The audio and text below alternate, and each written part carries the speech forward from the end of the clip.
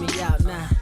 Return of the smooth operator. Shotty on repeat. I say sleep later. This another favor. Consider me your neighbor. Lost a lot of fam in pursuit of the paper. She gon' catch the vapors when we slide by. The way I speak my mind, it's like I peak my prime, but I ain't close. I cruise through the night air. Fantasy a dream. Real world is a nightmare. Like Claire battling the brainless. Learn to live shameless. Talk about me alive, but claim that I'm nameless. You aimless. So I'ma style on them. They washed up. It's a rap. Throw the towel on them. Gaining miles on them. Otakus for the win. Tacos, it depend on the mood that I'm in. Like Finn when it's time for adventure. This some new blue. Get ready to enter my mind for a few. Come and take a ride with the crew. I'ma show you how to recoup days lost when you vibe with the blue. Come vibe with the blue. Yeah. About time to regroup. Fly, got my eyes on the view. Never hear lies, only truth. Realize why they vibe with the blue. Vibe with the blue. Vibe with the blue. Vibe with the blue. Vibe with the blue. Vibe with the blue. Vibe with the blue. Vibe with the blue. Vibe with the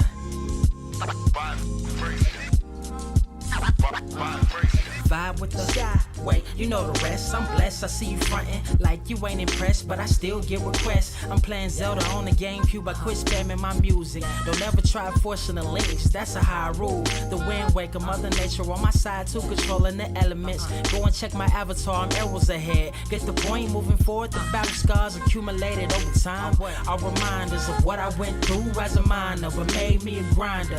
The trees broke down for this loose leaf. If life's a game of death, I'm Bruce Lee. Ooh wee. Lose sleep on the regular, trying to get this word out. Then I crash nebula. Wish I had a very odd parent, maybe two, but it's cool. Everybody pays dues. Now it's time to make moves. Granny didn't raise me to lose. Think I'm in the mood for a cruise. Wonder why? Come and vibe with the blue. Come vibe with the blue. Come vibe with the blue. Come vibe with the blue. Come vibe with the. Check this out, y'all. I'm back spazzing like the elderly worth of my cousin Beverly. Never swear away from the truth. Just ask Heather, be weather, be tripping, starting to control like our destiny. Always give you the best of me until the death of me. My weaponry is a paintbrush. Hush, don't tell my secret. They get a hold of it. If you leak it, get it. It's cool. Got you covered though, look. But let me get back to that cool-ish, loose-ish. Why they still lying? They don't do this. Bad at board games, whole world clueless. Selling they soul for roof Chris. Who's this honored fella? Need a sliced extra mozzarella. Crew fly, let God propellers. Humanity born like they don't trust fun. Why you dodge to tell her? You don't know, but my odds are better. Life's a gamble, depending on who holding the cards. You can start living at large or it's bon voyage. Charge it to the game. Me and you ain't the same. I'm thinking bigger pictures. Why you still shrinking the frame? Ever blink in the rain? It helps when your eyes dry. Mob with the bright minds. Think you funny, wise guy? Midnight marauder with a new tribe. Tired of the fake. Come and vibe with the blue sky. Come vibe with the blue sky. Why do you try? We get them high. Take them high. What I do? Come vibe with the blue. Yeah. Come vibe with the blue. Ask what up? Vibe with the.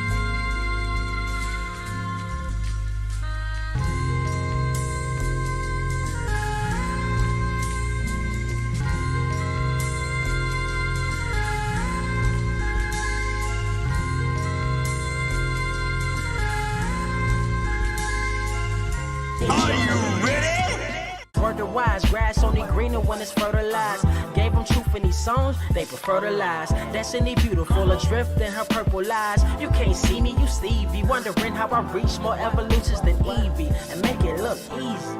Man, dream on, yeah. Dream on, Dreamweaver out.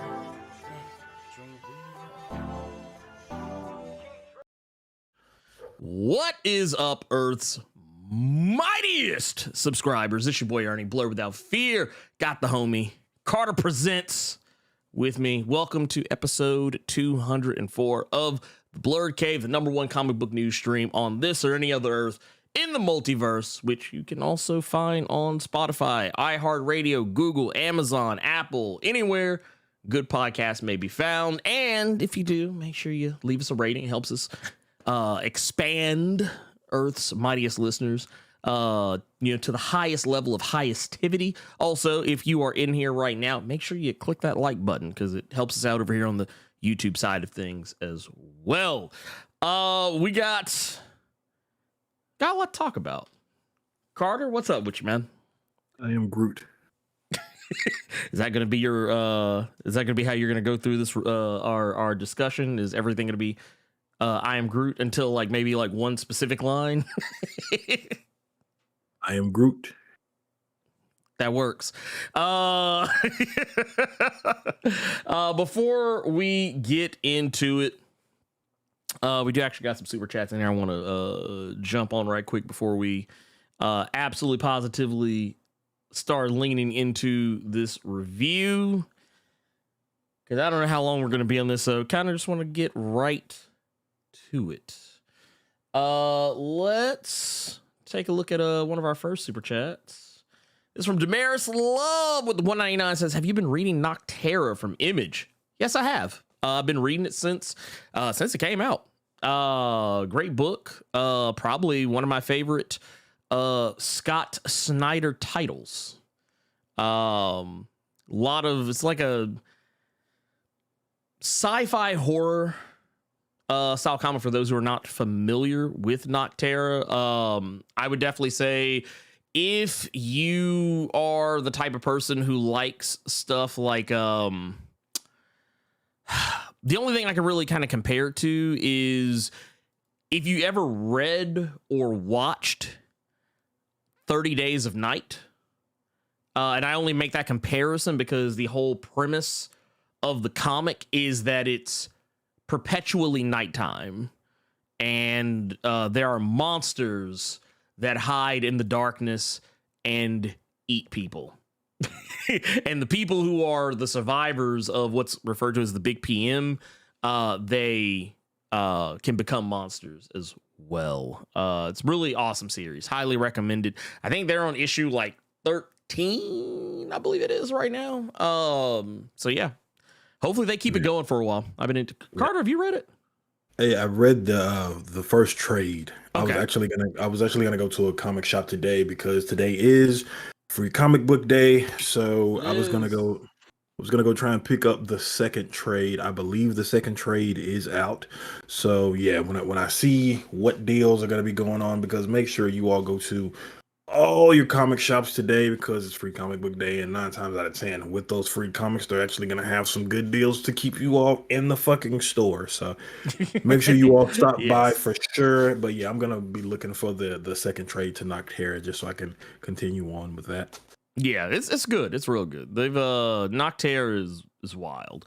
We also got Wood Davis with the 99-cent super chat with a sleep emoji. Cool. Have fun with that, I guess. Or not. I don't know. Naps are great. I'm not offended. Anyway, the Guardians of the Galaxy, Carter. Mm-hmm. It has happened. Mm-hmm. The Guardians, they have come. They have conquered, I guess. They have guarded. They have galaxied. This is, for those who have not been keeping up, this is the final movie by James Gunn. This is the final movie by James Gunn in the Marvel Cinematic Universe, because as many of you may or may not know, Mr. Gunn, he now works for the Distinguished Competition, and by Distinguished Competition, I mean he works for DC Comics, which is not really a surprise. But yeah, Guardians of the Galaxy is the last film he has worked on, the last anything he has worked on for Marvel, leading into what is ultimately his tenure as basically being the Kevin Feige of DC for what is referred to as the newly minted DC Universe or DCU. Oh wow, hold up, wait a minute. You know what? I don't want to miss these. So let's wait. Windows 11 is weird. Sorry. I apologize, y'all. Let's see here. We have got one from the homie Gabriel the Dark Knight with a happy Saturday, Ernie and Carter. Just dropping this in the collection plate while I run errands and listen. Hey, I appreciate you. And hopefully your errands are few and far between, and you can go home and chill the F out, have a drink, or whatever it is that is your favorite pastime, because errands are not fun. At least not to me. Also, thank you for that. 1999 super chat. Yeah, I thought I was going to forget. We also got the homie Extra out here with the $20 says, peace and blessings, fellows, and Blerd Koa. Just dropping a little love on y'all before I dip. Was on granddad duty last night, so I didn't get to the movies. I'll catch the podcast on Monday. Hey, we appreciate you, pimp. And once again, and I want to make sure this is clear before we even get into anything. We are going to be talking spoilers a little bit after this. We're going to do our review first, as what is customary here. We'll talk about the movie in vague terms, and once we do that, once we feel like we have talked about what all we feel we should talk about, we will move on to a spoiler discussion, and I will give everyone fair warning before I do so. Let's see here. Let's see here. Let's see here. Carter. Yeah. You said you saw Guardians of the Galaxy Volume 3 as I did. Yeah. For a basic premise for this movie is pretty simple. The Guardians, as you know them, whether today, tomorrow, whatever, yesteryear, the Guardians have been up to a lot. They have been kind of doing their own thing. They got the outfits are that's actually in the trailer, so that's not even like that big of a reveal. But they got the Guardians. They have new costumes. They got new fits. They take themselves, I won't say terribly seriously. They're trying to. There's still some goofiness in there somewhere in various spots. But yeah, basically the Guardians are now a household name across the universe. They have their own little office on Nowhere, and pretty much the way this movie kicks off is with basically a bang. It actually literally starts with a bang. The Guardians find themselves in a situation where Rocket, the lovable raccoon that Rocket is hurt, and they got to find help for him. And the only way they can help him is by seeking out the people who created him. And this is basically, what leads into the shenanigans with Chuck Woody-Awuji's The High Evolutionary. And that's pretty much the premise there. That's the elevator pitch for the film. This movie has a lot going on, and I'm gonna say something that will probably seem like blasphemy compared to how some people probably might expect me to respond to this. How like we were talking about Ant-Man and the Wasp: Quantumania, I kept talking about how there's too many characters. Yeah, like there's too many characters, there's too much shit going on. And you could probably cut out like 2 or 3 of these extra characters and your movie would be like 10 times better because you could actually focus on the people who actually deserve the focus. Yeah. That is not how I feel about this movie. And it is because James Gunn actually knows how to work with ensembles. James Gunn knows how to have multiple people in a movie at one time and everybody get a chance to shine. This shouldn't even really be that much of a surprise, considering what he did with the Suicide Squad. And honestly, what he's been doing with the Guardians films up to this point. This movie adds in a bunch of new characters. And while not all of them get, everything in the world to do, everyone feels pretty much like they belong. Some characters that have been there for a while are getting more to do than what you might be accustomed to, which I'm perfectly fine with. Once again, this isn't none of this is really spoiler territory or anything of that matter, because literally they are all over they are literally all over the trailers for it. But like some of you may have caught up on the fact that the character of Cosmo is in the movie. They're part of the Guardians, which, I mean, we've seen Cosmo multiple, at least a couple of times over the course of the Guardians films, so it's not really that huge of a reach that Cosmo finally gets to do something, which I was fine with. There's probably, hell, I think even Kraglin, which technically got a lot to do in the previous film, but yeah, he's there as well. Yeah, James Gunn's brother, just hanging out. He's not doing anything. He's just gonna want to be in the movie. Cool. But like none of this detracts from like any of the other characters. I feel like this isn't a spoiler. It's more so just an if you notice it, it's kind of like a neat Easter egg. Did you see his wife? Yes. Okay.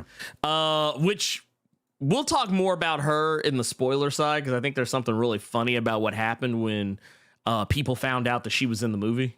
Mm-hmm. People had an automatic assumption of who she was going to be playing, and she is not playing anything near close to the character people thought she was going to be playing. But I will say this, just regarding the scene that Jennifer Holland is in, I find it funny because Jennifer Holland has come under some scrutiny as of late, because people are like, oh man, James Gunn puts her in everything because that's his wife or whatever. She's booed up with him, so he's just gonna put her everything. And it's not really the case. She actually does have to audition for shit. Like to be in the Suicide Squad, she had to audition. That wasn't like oh hey, I'm just putting this in this because we're bumping uglies or whatever. It's like, nah, you gotta audition, baby. Anytime someone says that, I always bring up the fact that people love the Devil's Rejects. They love Halloween. They love House of a Thousand Corpses. They love the other Halloween sequels. Rob Zombie's wife is all up and through those movies. Oh yeah, nobody. But here's one area where you're wrong, Carter. Nobody talks about that second Halloween from the reboot. Honest to God, or were there 2 or 3? It was 2 of them. It was 2. Oh, see, I thought it was 3. I didn't even No. watch them because I didn't even talk about Michael Myers. Yeah, no, it's the first one's good. The second one is some straight up hogwash. But no, I totally, no. Sherry Moon Zombie is in all them damn movies. And honestly, she's in them too much. What was the other movie he did? Was it 43 or whatever I forget the name of the I know what you're talking about, because I remember the trailer had goats in it. Yeah, it's in that movie, like it's like, bruh, all right, come on now. Like you clearly know other actors other than your wife at this point. But no, I thought it was cool. The scene that Jennifer Holland is in, it works. It doesn't take away anything from anybody else. It's still fun. What'd you think about once again, I don't want to talk too much about, because to talk about what. Yeah, we don't have to get into the specifics at all. Yeah, If no. you want to know how I just felt genuinely about the movie? Yeah. To me, walking out of that theater, shout out to it was actually going to be a picture that I posted in the Discord because now you all can't give me grief anymore. But there were two different people that were sitting in front of me that immediately brought their phones out when the credits started to roll to get the after credit scene so they could post it online. It was three people. Oh, It damn. was three people, and I took pictures of them. One of them I will give some leeway to because come to find out, she started screaming when they got to a certain part of the credits that were like assets or something, or like to something to that effect. It was something assets, but she started screaming because it was her name because she had something to do with the film. So I gave her some leeway. Yeah. Gave her some leeway for recording the credits because then she had her man next to her and he kissed her and it was really cute thing. But that's neither here nor there. Honestly, when I walked out of that theater, I said, yeah, this is the best Marvel movie this phase. Mm-hmm. Period. I'll agree. I will agree with that. I will agree with that. Yeah. That is not even up for debate. That is not even up for debate at this point. You know what? No, I think it is because I think a lot of people, because you are the Blerd without fear, because this is the Blerd Cave, because you are a black male and I am as well. Oh, that should say it's Wakanda forever. There you go. So I mean, I will love say that again, movie. I love that movie. Yeah. But it's I would say it's a close second. I would say Wakanda Forever is a close second. Mm-hmm. But that's why I was gonna say these are my words. It's not how he feels until he just agreed with me. But yeah, without question, this is the best movie we have gotten this phase. I think it blows the second film out of the fucking water, drags it out of the water, does mouth to mouth, resuscitates it, and then stomps it out. Like Guardians 1 and this one are just that's it. Yeah. That's it. But yes, Wish Dr. Son, I did. I said this is the best movie of this phase. Absolutely. I know better than to say that other one. I use and choose my words carefully. High Evolutionary, that's going to be a little bit different. I think High Evolutionary is probably one of the best film villains that we have had so far, next to Ultron. And the issue with Ultron was, in my opinion, I don't think Ultron had a good movie around him in Avengers 2. I think the High Evolutionary, I think the actor was fantastic and he did, oh my goodness, like he played it to perfection. And he had a good movie around him as well. So this brother's the villain to beat right now. Yeah. And there was someone in the chat that was just saying that they think that the High Evolutionary was better than Kang in Quantumania.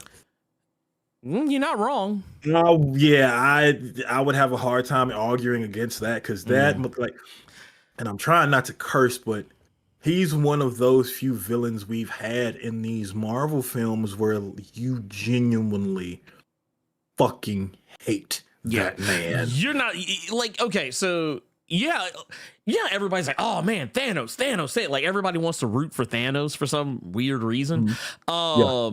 You're not going to be rooting for the High Evolutionary. Not like, at all, man. Matter of fact, if you are rooting for the High Evolutionary, you have a way bigger problem than just rooting for the High Evolutionary. Okay,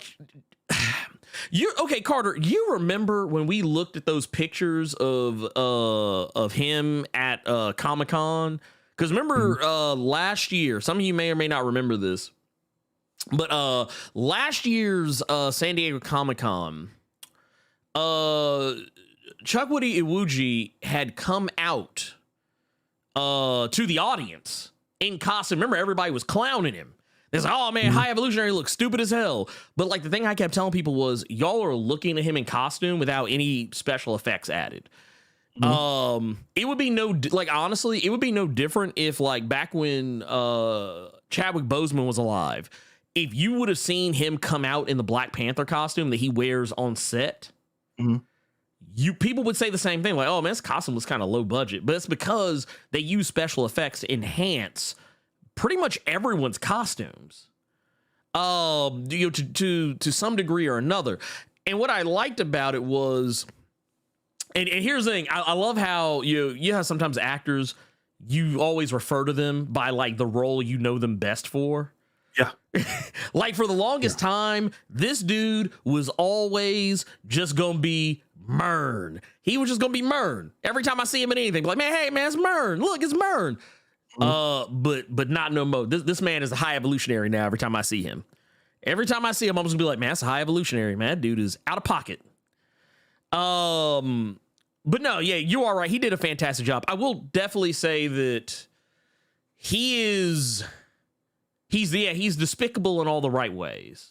Yeah. He's what you want a villain of the caliber of an MCU film, that like what you want that villain to be, because he's nuanced. Mm-hmm. He has reasons for doing what it is that he's doing, but at the same time, he's also like obsessive, and like Sure. you can see where you can see the flaws in his character, but also you can see the reasoning. There was no redeeming him. I think it was Witch Doctor said in the chat, he was just a villain. Yeah, he was a villain, which is great. Yeah, I don't need to identify with every villain. Mm-hmm. I don't need every villain to be the character where it's like, oh man, you know what? He got some points. No, I don't want to be able to do that with every villain. Mm-hmm. I think the what people call the Killmonger clause, I don't think that needs to be like a thing people regularly try to do. Like to try and make villains likable. Like, I mean, yeah, if the villain is interesting, people will like the villain, but because the character is just that, the villain, the bad guys are sometimes fun to root for, but this isn't, but I think sometimes you just need a straight up like shit heel bad guy. Mm-hmm. Sometimes that's okay. It's okay to be terrible. Real quick, yeah, go ahead. Not to cut you off, but this isn't a spoiler because you've seen it in the trailers with Rocket getting experimented on and things like that. Yeah. If you have family members or you're in a relationship with someone who is very serious about animals and gets squeamish at a lot of that, the first thing that came to mind was that video of this white girl playing The Last of Us, the first one, and she sees this rabbit in the snow and she's just talking about how cute and fluffy it is, and immediately catches an elbow and it just guts her. If you have anyone like that and you're taking them to this film, be prepared. Yeah. Be prepared. Because I'm going to tell you right now, I'm going to show this one little scene. It's nothing terrible. I mean, well, something is terrible, but there's no like actual gratuity here. But just if you think rooting for a guy who can do this, who would do this to an animal is cool, yeah, nah, you ain't supposed to like this guy. Not at all. I will also say, we can talk about this a little bit, because I'm going to tell you now, the heart and soul of this movie lives and dies on Rocket Raccoon. It's his movie. Honestly, it is. Like if they would have, how sometimes people will name movies unconventional things for like the sequel, kind of like how you got Captain Marvel, but the sequel isn't called Captain Marvel, it's called The Marvels.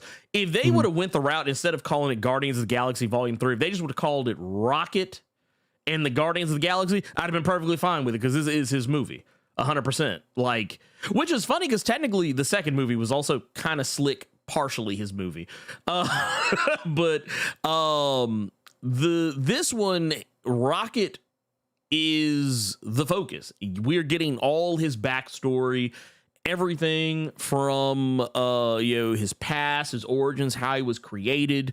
We saw various points of the trailer. We see, I just even showed where we see him before he became ultimately what he is. And then, of course, over the course of the movie, we also get kind of a glimpse into his the people he used to kick it with, his buddies, his aces, and it's pretty awesome. It's actually pretty. It's all very heartwarming. But I will definitely say this, Carter. This movie is dark. Yeah, that's what you're talking about. Him hanging with his friends and stuff like that. So you thought it was cool that we saw him when he was younger and he was hanging with his friends. I cringed at those parts just because of the horrific things that happened to those animals. Oh yeah, no, it's definitely not. I couldn't it was heartwarming, but at the same time, every time they would show them, it's just like, holy shit, who could do this? Yeah, now this I will definitely say, because the one of the scenes in question has actually been circulating on the internet because Marvel actually released it. But when you see his buddies, it's like, oh my god, what did he do to y'all?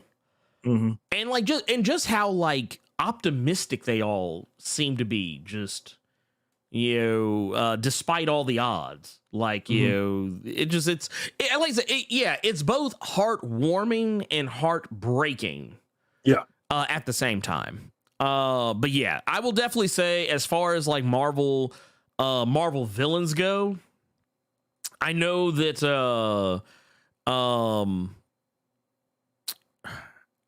right now one of the popular answers, people will probably like to say Kang. A lot of people will probably like to say Namor. I think that the High Evolutionary is the best straight up villain that they've put out so far. Okay, I see some people in the chat asking Carter, are you sure you want to go with best film this phase? Hold on. So I'm gonna say this phase, and you all can correct me if I'm wrong, including you, Ernie. Yeah, Multiverse of Madness, Love and Thunder, Wakanda Forever, Ant-Man and the Wasp, and Guardians. I think Guardians blows all four of those goddamn movies out of the water. Is that all the same phase? No. Okay. Ant-Man and the Wasp is the first film in Phase 5. Okay. Those are Phase 4 films. Gotcha. Those are Phase 4 films. Wakanda Forever was the last Phase 4. Okay. But I will say this, if you are if we're looking at okay, so here's the way I would put it. So the Phase 4 crop was Black Widow, Shang-Chi, Eternals, Spider-Man No Way Home, Doctor Strange and Multiverse of Madness, Thor Love and Thunder, Black Panther, Wakanda Forever. Wakanda Forever is definitely the best out of that crop. But out of this crop, there's only been 2 films so far. I didn't hate Quantumania. I just didn't think it was the greatest thing I'd ever seen in my entire life. But this, if I'm comparing directly to the movie that came out prior to it, I enjoyed this one a lot better. Because my biggest criticism of that film, as I said earlier, was too many characters in one movie, and which is funny considering this movie has roughly the same amount of characters, but it's because James Gunn is just that much better at managing that many people and their story arcs, which is a feather in his cap. I'm not surprised considering he has literally done 2 of these movies prior. It's not like somebody coming in and suddenly being like, oh yeah, I want to make an ensemble movie. Even though the series has not been ensemble from the jump. But yeah, I feel like this movie spun a lot of plates, did them effectively, and not in a way that, because here's the other thing that I think we're kind of missing the thread on here. This movie is 2.5 hours, on the dime, 2.5 hours. Mm-hmm. And at no point in that movie did I ever feel like there was any bloat. I never felt like there was any drag. There was nothing that was like bringing the movie down. Like, you know, not, I mean from like a from a progression standpoint, like do I feel like, was there a point where I looked at my phone like, oh man, like, this is, man, all right, man, I guess we got another hour of this. Like, yeah, I never felt that at any point, which is always a good thing. Yeah, with movies of this length. But yeah, this was a solid, just straight up good, fun, though very dark and sad film.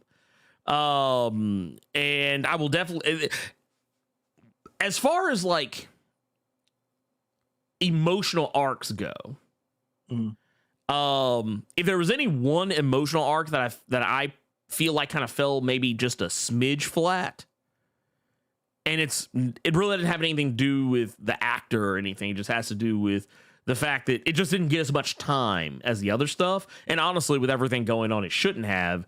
And it's Star-Lord's. Like Star-Lord's, I was just like, oh, okay, cool. That was nice. But like Rocket is definitely the one. I would even dare say Mantis. Mantis and Drax get some pretty decent emotional arcs. Nebula and Gamora get some pretty decent emotional arcs, but James Gunn doesn't overstay his welcome on any of them. He makes sure that the focus of the film remains Rocket Raccoon, which I'm fine with. Yeah. I'm trying to think if there's anything. Oh, you know, I'll tell you what, let me ask you this. So for Gamora, how did you feel about Zoe Saldana's performance as Gamora in this? Because technically speaking, she is not playing the same character that she has been playing in the previous two films, plus like, you know, Infinity War. She is playing a whole, I mean, technically it's the same character we saw in Avengers Endgame, but like we're seeing more of her in a setting where we kind of get to assess better, you know, the fact that she's different from the Gamora we've been used to seeing. Like, how'd you feel about how Zoe tackled this one? So I feel like, and I could be misremembering, I feel like all she really had to do was go back to how she played the character in the first film before she met them. That edge, that attitude, almost just act like you did before you all met and interacted and stuff like that. Go ahead. Oh no, I was gonna say yes and no. Yeah, oh no, I was gonna say maybe yes, maybe no. This version of Gamora is actually a bit more angry. Yeah, because the key difference here, and this, once again, this isn't a spoiler, you know, unless you haven't seen Avengers Endgame somehow. This version of Gamora doesn't have the benefit of seeing how evil Thanos was. Yeah. I mean, she knew Thanos was evil, but that's fair. But this version, she didn't get the same like emotional arc of being like, oh wow, he's willing to go there. Like that's where, you know, I think, you know, she was kind of like that. That's the difference, I think. Yeah, so like, well, yeah, she's the way she treats Quill in this movie and you know, in an Endgame, while she was kind of aggro towards him, she wasn't really that mean to everyone else. She was really only like kind of standoffish with him. In the first film, like everyone else, I mean, she was just kind of like, eh. But like, you know, Quill, you know, she was particularly, you know, aggro on. But in this, she's like, yeah, screw all y'all. Like she has no reason to be emotionally attached to. Honestly, the best way to describe her is how they did in the trailer when Peter was saying his girl died, she came back and she was a major dick. Yeah, that's what Gamora is in this movie. 100%, 100%. Like that's the perfect way to describe her in the film. She's just a dick. But the thing I like about that is she's like her comics counterpart now. By that, like she, like if you want a best way to describe Gamora, and I say this for everyone that's close to our age, that's Afro-American, maybe not even African-American, maybe you just a fan of Nick Cannon. If you remember how Zoe Saldana's character ghosted Nick Cannon in Drumline, after he caused that fight because she couldn't stand by her man, that's Gamora for the whole movie. Yeah, that's fair. That's fair. That is a very deep cut, but I'm just saying. Yeah. I just dug it because Gamora in the comics is not the nicest person. No. Yeah, she's kind of like I always refer to her as Space Conan because that's basically what she is. Like her attitude and everything. She's just like she's very, she's very aggro person. I mean, she can be nice to the people she cares about, but for the most part, like Carter, you played the Guardians of the Galaxy video game, right? Honestly, there's a certain scene in this film that legit reminded me of that, and I'm like, yeah, I need to go back and finish that. Yeah. Oh no. There's an amazing shot in this movie that I was just like, bruh. But no, I will definitely say, yeah, she reminds me more of the Gamora I'm accustomed to seeing in the comics in this movie, and I'm perfectly fine with that. That is odd. I mean, yeah, the movie is great. It's good. It's fun. It's a great emotional send off for all these characters. Everyone gets a chance for the most part. I'll say for the most part. To shine and some in some way, shape, form, or fashion, and ultimately, regardless of like, I think where you stand with any of the previous Guardians films, I feel like you could walk into this one and find a lot to love. I feel like you can walk into this, find a lot to love, and be quite happy with the experience, despite the fact you probably suffered 9, 10, 50, 11 different kinds of emotional damage. With that said, Carter, let's get into some, we're going to get into some spoilers. Actually, before we do, I guess technically you've already kind of said, your ultimate feeling. You love the movie, clearly. Yeah. I love the movie. Yeah. One problem I had with it, and we can go into spoilers for that. Oh, okay, cool. That works then. Let's jump. This is about our spoiler-free discussion, but before we actually start with the spoilers, let's take a look at some super chats we got here. Ed Boy the Cut with a $5 super chat says, "Tease rocket floor go now." Bruh, let me tell y'all something.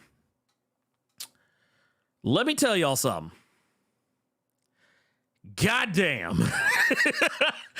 Like y'all know the clip I'm talking about. I forget the name of the YouTuber that does this, but like, you get that clip. It's like emotional damage. Like that's me. That was me. That whole portion of the movie. Like, oh my God. Like if there was any one, like I will definitely say this. If there was any one reason I would be terrified to take my child to see this, it would be because I feel like she would just be heartbroken by all of the stuff going on with the high evolutionary and the animals. It would just like she would just be like, why? Like why are we doing this?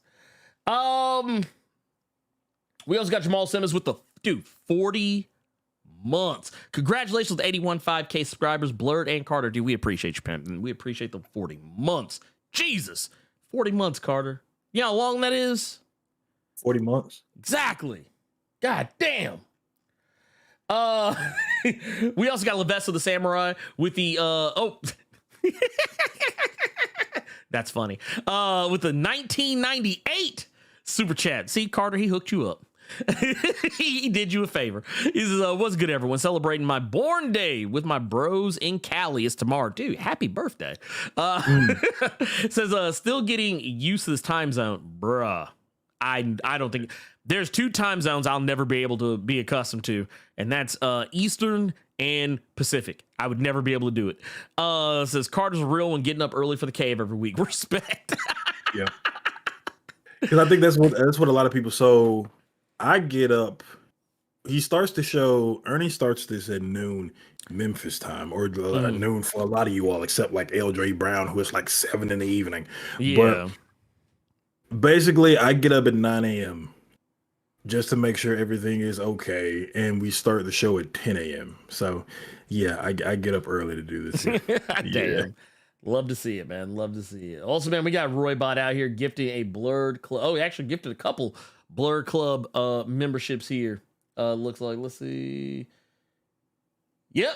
We got two Blerd Club memberships gifted out by Roybot to Damaris Love and Geronimo Smith out here. We appreciate you, pimp.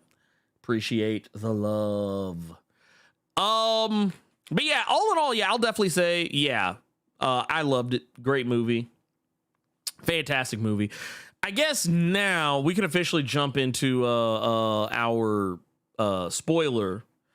Get into our spoiler part of the show. So I'm gonna go ahead and say right now, just because I don't want anybody to be like, man, dude, Blerd didn't warn us. You can't edit this after you're done, can you? What do you mean? Because I was gonna just say you all can go like here somewhere, whatever that timestamp was. I would send to you, and then just the spoilers are gone if they don't want it. Yeah. I'll for sure put it. I'll put it on Spotify and the Apple Music stuff for sure, just so you all have a proper timestamp to get past this part if you don't want to know about it. But there'll be timestamps in the in this too. There'll be or what YouTube calls chapters. Okay. But yeah, so here this is the official warning right here.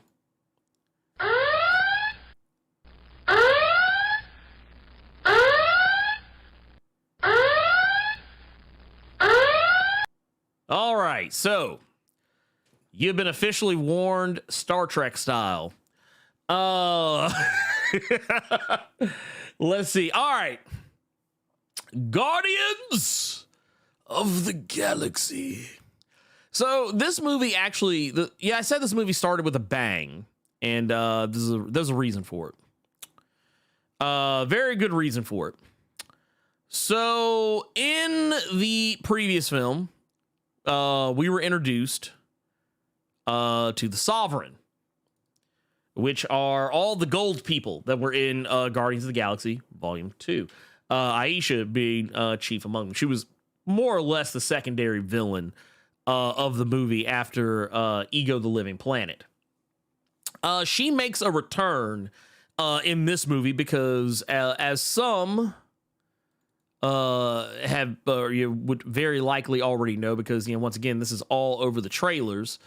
Adam Warlock is in this movie, finally making his MCU debut. Something I think a lot of people had hoped was going to happen in time for Avengers Infinity War and Avengers Endgame, but that did not occur. Carter, what did you think about Adam Warlock? I'm happy you said finally, because I feel like you had to pay that off at some point. So they put it in this film, which again, I completely understand. Geronimo Smith with the Blerd Club Gold for 1 month. Shout out to the good brother, Sir Roybot, out here making me feel like I can get through the day now. And you have Claudie D with the Blerd Club Silver for 27 months, saying they did the comic panel with Rocket with crying emoji. Stop crying. The movie's over with. You at home watching us. So with you saying finally, they had to pay that off. Yes. And with what we got, I feel like that could have been anybody else. I feel like okay, so let's say this. If comic fans, if you all have some kind of idea of what you think Adam Warlock is going to be, he's not going to be that in this movie. No. He's Drax with super duper powers, and he's a part of the evil group from Austin Powers Gold member. He is the literal definition of a man-child. I wouldn't go as far as to say he's like Drax. He's not like Drax. Drax is nothing like him. I mean it in the sense of... I mean, he's a literal infant. Like, he's an infant in the body of a grown man. Like, and that's what I say, because Drax sometimes has his moments where he's still a child. Well, he disassociates. That's different. Yeah, so that's only what I meant when I said that. But yeah, if you all have any idea, if you all have any kind of man, Adam Warlock gonna be no. No. The best, No. I think that literally could have been anybody, but since people had been waiting for this character, you had to pay that shit off at some point. So I don't think it was the best part for me with Adam Warlock in this film was when he got hit with that stick. That part was legitimately funny. Who threw that at me? Yeah, well, you know, I tell you what, it's so. This is a tough one, and you know what? I will just say, you know, we're in the spoiler area, so if you hear, you hear. I will say, of the different versions of Adam Warlock that I have seen outside of comics, I don't dislike how he is portrayed here. But I like the version in the Guardians of the Galaxy video game better. Okay. Because that was kind of what I was hoping for. Like in the Guardians of the Galaxy video game, that one, he is for anyone who has seen the Dungeons and Dragons movie, Honor Among Thieves. Some of you might have caught wind of there's a character in that movie who is a paladin. I forget the actual like character's name, but I think the homeboy from Bridgerton plays him. Okay. This is what I was hoping Adam Warlock was going to be like in this movie, because in the D&D movie, the character that I'm showing here, he is a very literal person. He doesn't get sarcasm or levity. If he says something, he's not joking. If someone says something around him that's like meant to be taken like a joke, he doesn't understand it. He thinks they're being dead ass serious. And like Drax in the first movie. That's how, and technically it's how Drax is in the game, and that's how he's supposed to be. Adam Warlock is not like that. I mean, he is in a roundabout way, but it's like just by virtue of the fact it's like it'd be no different if you were talking to like a 5-year-old. Because they literally say he was quite literally born yesterday, more or less. That's what I was going to say. I remember it was a very short amount of time. Yeah, he hasn't been around as long as anyone might think. I liked him. I do kind of feel like if there was any one criticism of it, I almost feel like it's I don't want to say too little too late, but I'm not sure how he will be used going forward in the MCU, because it's not, I guess let's go ahead and get this out of the way too. For anyone who was expecting like massive character deaths, those deaths do not happen. Anyone like, everybody was like, oh, Rocket's gonna die, oh, Star-Lord's gonna die, oh, Mantis or Drax are gonna die. None of those characters die. And so the Guardians are going to carry on in the MCU regardless of whether it's in a movie format or not. And of course, I was talking about emotional arcs earlier.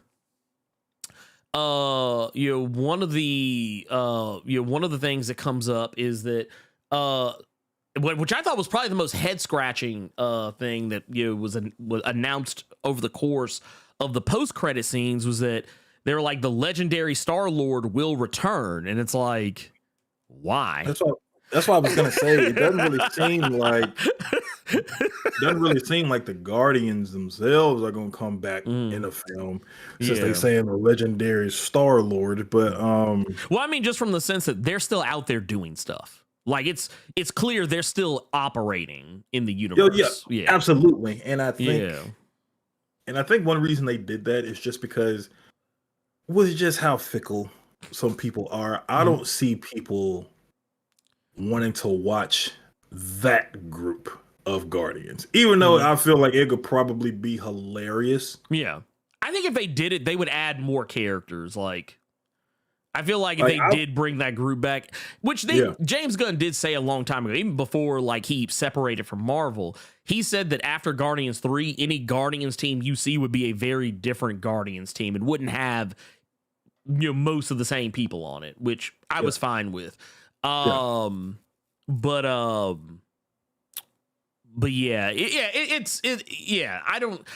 just thought the Star-Lord thing was an odd announcement. And with you saying that, the Elite X1 in the chat, Star-Lord gonna help the Avengers fight Kang. And it just goes back to what you said, why. Yeah. Like, I don't feel like this Star-Lord, even though we got the after credit. And here's another thing I will say, and this is just my opinion. I think both after credit scenes you don't have to stick around for because you've already been in the theater for 2.5 hours. There was literally somebody that was walking out with me like, bro, I've been holding in this piss for like Lord knows how long. So I think once the movie ends, both of those after credit scenes, you ain't just got to stay there for, especially the last one. I will say the last one you could skip. I liked the first one. I like the first one. I thought I liked the first one because I thought we were gonna see Groot go kaiju again. I thought that was pretty funny. Yeah, that would have been. I guess while we're talking about it, the reason why I think anyone's actually talking about the first post-credit stinger is because of the character reveal that's in it, and it's really quick. Most people didn't even catch it. A lot of people I saw, like when there's a character who is given a name. And Carter, you remember this image? Remember when we were talking about this before and everybody's like, oh, dude, that's Black Swan. That's Black Swan. That is not Black Swan. That is not one of Thanos's emissaries. This character is Phyla Vel. The character is never named during the course of the movie when we see her. And it's not until the post-credit stinger where she's actually given a name because she's now a guardian of the galaxy. And it's revealed that she does in fact have powers. But a lot of people, I kind of get why it went over a lot of people's heads. Because, well, for one, Phyla Vel is not a character I think that's like, anywhere near close to a household name among the many Captain Marvels. There are more people who know who Genus Vel is than Phyla. But earlier we were talking about Jennifer Holland. That's who people thought she was going to be playing because she was cast in the movie. Like, there were people who were like, oh yeah, man, Jennifer Holland, yeah, she's gonna be Phyla Vel. That's happening. And it's like, that did not happen. That was not the case. But for those who may or may not be familiar, Phyla Vel is, I think, if I'm not mistaken, I think she's the fourth Captain Marvel. And she also was formerly Quasar, for those who are unfamiliar. But Phyla Vel, very cool character. One of my favorite versions of Captain Marvel outside of Carol Danvers and Monica Rambeau. That boy in the cut saying that. People be loud and wrong because all Holland did in this film is get shot in the leg. To help and get her kneecap blown out. Well, that's it. She was about to like say something. Like she was like, you could tell it was a moment where she was about to give like some kind of dialogue, and then her kneecap gets shot smooth out her leg. And the rest of the time she hollers. I did like that, there were a lot of people when it came to the original Guardians where Nathan Fillion was in it, but you really got to just look for him. Yeah. In this one, he is always in the screen when he is there. Like he is in there. So I thought that was a pretty nice little joke if you remember that. Yeah. That was cool. I like that. Yeah. I also liked and this is just me being I like that when Sean Gunn has the Guardian outfit on and they're running toward the creatures they're about to fight, but you can clearly see that beer belly poking out the suit. I thought that was pretty cool. Oh no, that was awesome. That was awesome. I love that. But again, my one complaint about the film just goes back to how I felt about Adam Warlock, and that's just That's really just me looking for something because the movie Yeah. was good. How'd you feel about Judy Greer's performance?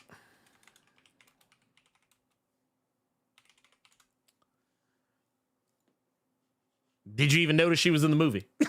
Not. So, for those that don't know who I'm talking about, Judy Greer, one of my favorite actresses who doesn't get enough work.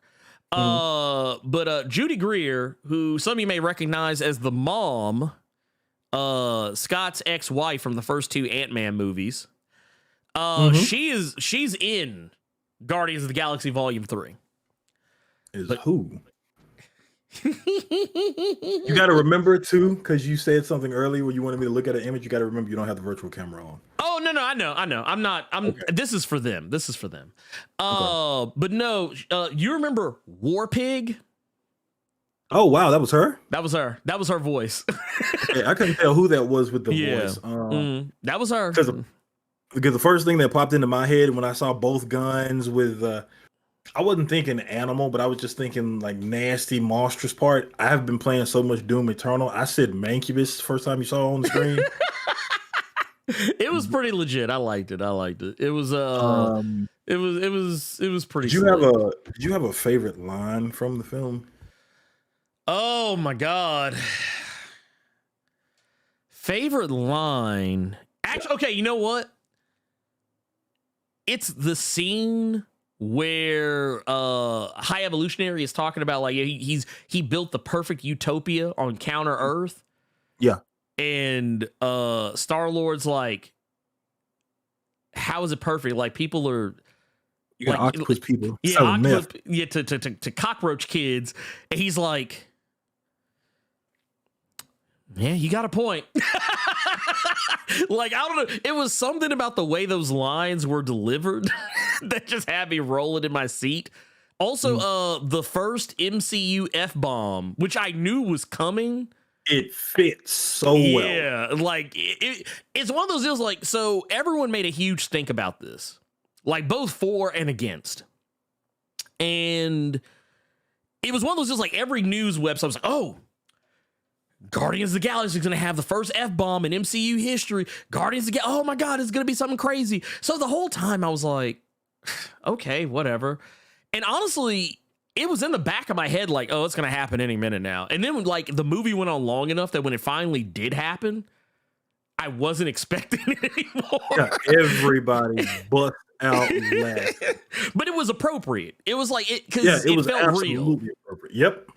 It made me, it actually, honestly, part of me feels like, I don't even think it was in the script. I don't even think it was, I feel like that was an ad lib.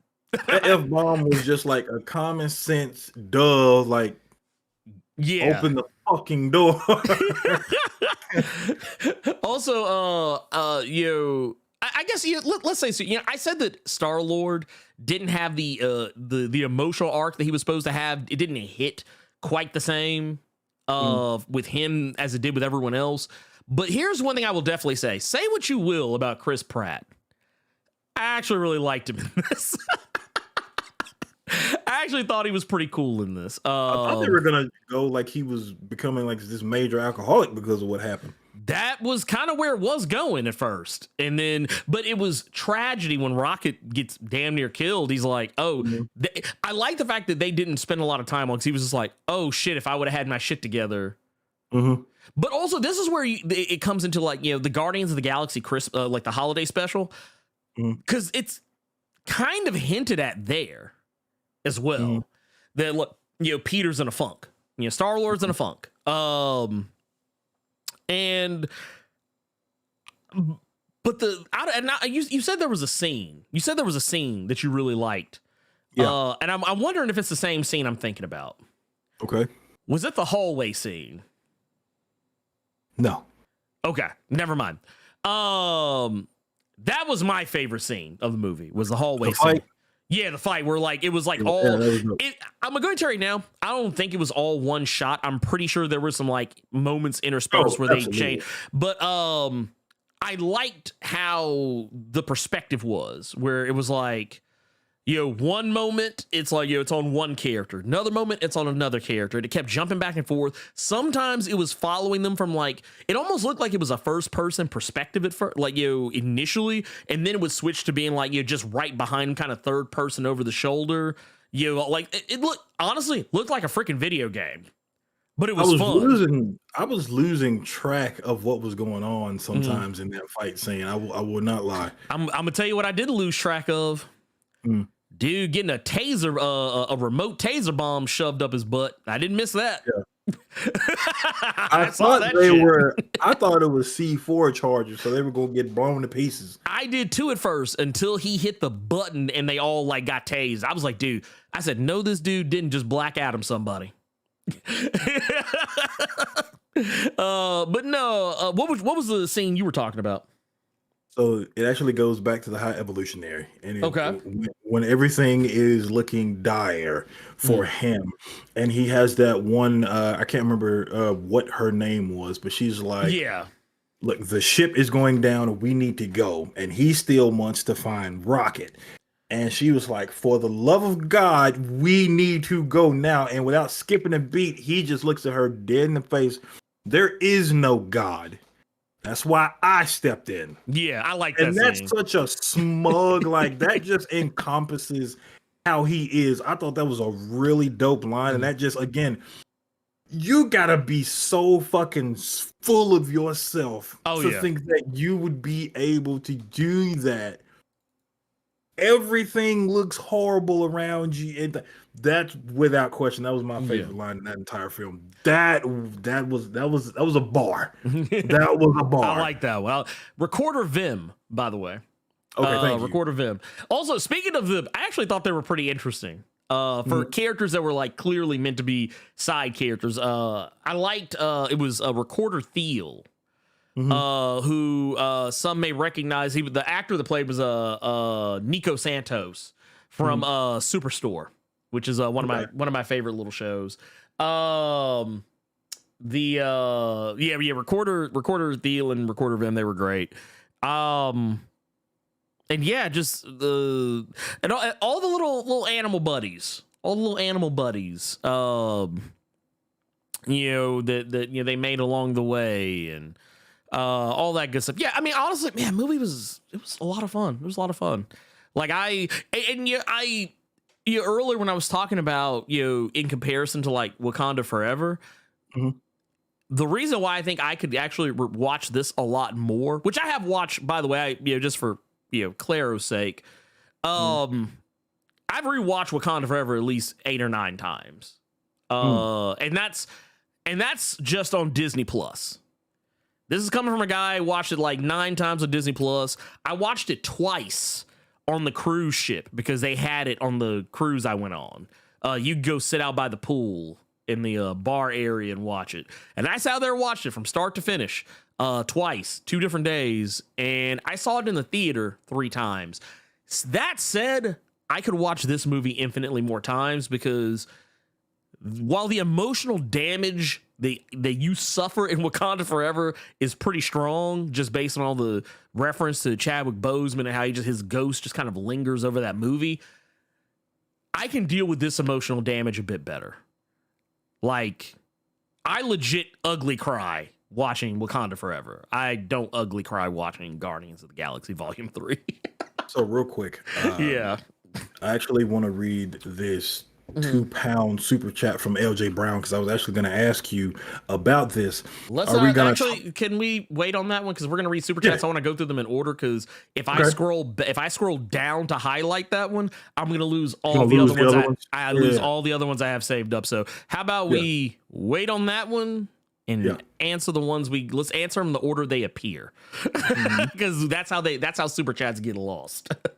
So let's not jump the gun. We'll answer his £5 super chat first. Let's see. LJ Brown with the £5 says, cool. I woke in time for the spoiler discussion. Love Guardians 3. Like I said in Discord, this gives me confidence for Gunn's DC universe, which also I was already pretty high on myself personally. I'm actually pretty hyped for that, but this definitely If this wasn't come see my shit elsewhere, then I don't know what else is. Ed Boy in the Cup with the $5 says, one, surprise High Evolutionary didn't mention how the blip would have affected his plan / counter Earth. Two, surprise that no mention or hint at the Magus. So that was actually, well, you know what? Honestly, maybe it might have been too early. I don't even know if they're going to go with anything Universal Church of Truth related in the MCU. That might be a bridge too far for them. I don't know. You feel like the blip is pretty much just came and went now? I mean, it's not like we haven't focused on it for a long time. That's why I'm asking. Yeah, like, I mean, like, I think we've gone to that well, so that's probably why I feel like it's time to move on from that. Like, I mean, we're in the multiverse saga now. I mean, I you know what? Here's the thing. I'm more interested in figuring out when anyone's going to talk about the giant celestial hanging out of the Earth, which technically has come up a couple of times since it's happened, but like I'm more ready to see that focused on because I feel like that's a more frightening phenomenon. Just some big ass god hanging out of the Earth. You'd have to put me on game on that one because I didn't know it was referenced after that film. It was in She-Hulk. It was referenced in She-Hulk. It's also been referenced in passing. Like there's also, this is rumor territory, so I don't put any stock in this, but it's rumored that because it's Tiamat. The celestial Tiamat, the golden one. It's rumored that Tiamat is going to factor into the Thunderbolts movie because for whatever reason, people seem to be of the belief that that's where adamantium is going to be introduced. Take everything I'm saying right now with a whole ass truckload of salt. But neither here nor there. LP3 with the $10 says, in what capacity do you believe Star-Lord will return? Referring to second credit scene. Do you think Chris Pratt will still portray the character? I think he will. I feel like this is a Disney Plus, I wouldn't even say series, maybe like one of those special presentations. Maybe we might get something like that. I don't think it's going to be a series. It'll probably be like a Disney Plus special presentation, and it'll just kind of focus on what's going on with him now that he's back on Earth, which I'd be fine with. You still think you're going to be eating that off-brand box Cheerio? He might be. He might. Well, I mean, shit. I also wonder if Kevin Bacon is going to be in it again because they showed him in that paper. That was funny. That was funny. Let's see here. We also got LJ Brown gifted in the Blerd Club membership to Dietrich Morton. There you go. Look, hooking folks up. I love to see it. That's number 3 already. Yeah, dude. I'm here for it. We got LJ Mack with the $20 says, when Mantis made that guard fall in love with Drax, that entire scene had me hollering. I was cackling like a fucking hen. Like a fucking hyena at that scene, because it was, especially when it was revealed that that's not the first time it's happened, like that it's like a regular thing. I was like, bruh.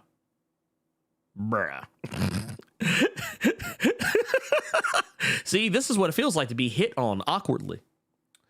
And then LJ Brown, the $2 says, are we going to talk about the High Evolutionary staple face? Okay, so the funny thing about the face is that I had a sneaking suspicion from the trailers that the face that he had on underneath was probably fucked up. Because only a person who would do, because I can't remember what movie it's from. But we've seen this effect. We've seen this effect in other things. But some of you may or may not notice, like you look around for this is a little visual podcasting here for those who are listening to this on Spotify and so forth. But you probably notice that his face seems to be like stretched, like it's pulled across, like it's like maybe there's something. There's something more to what's going on here. Like, and I figured it was. Now, initially, I thought it was probably just for vanity reasons, that like maybe he was having his face stretched so that he would never have any wrinkles or anything like that. which would go back to when he had that step stool come so that he was taller than his subordinates. Right, That's right. exactly why I yeah. thought his skin was stretched back to hide wrinkles. Yeah, I thought the same thing. When you find out it's because Rocket laid hands. Bruh. That was some faces of death level chicanery. I was like, bruh. Rocket laid hands when his girl got killed. Oh, yeah. Let me tell you, that was a Mortal Kombat fatality. That, what Rocket did to the High Evolutionary. That was Baraka's fatality in 11. Yeah. He just literally, face just all ate up. I was like, bro, to the white meat, to the bone. Yeah, and if you all have not seen this film yet, we're not talking about some just real hardcore scratches. It was parts of his mouth that were gone. Oh yeah, Rocket used fury swipes. That's what that was. and he got all 5 swings. He got goodness. all 5 swings. Look, let me tell you.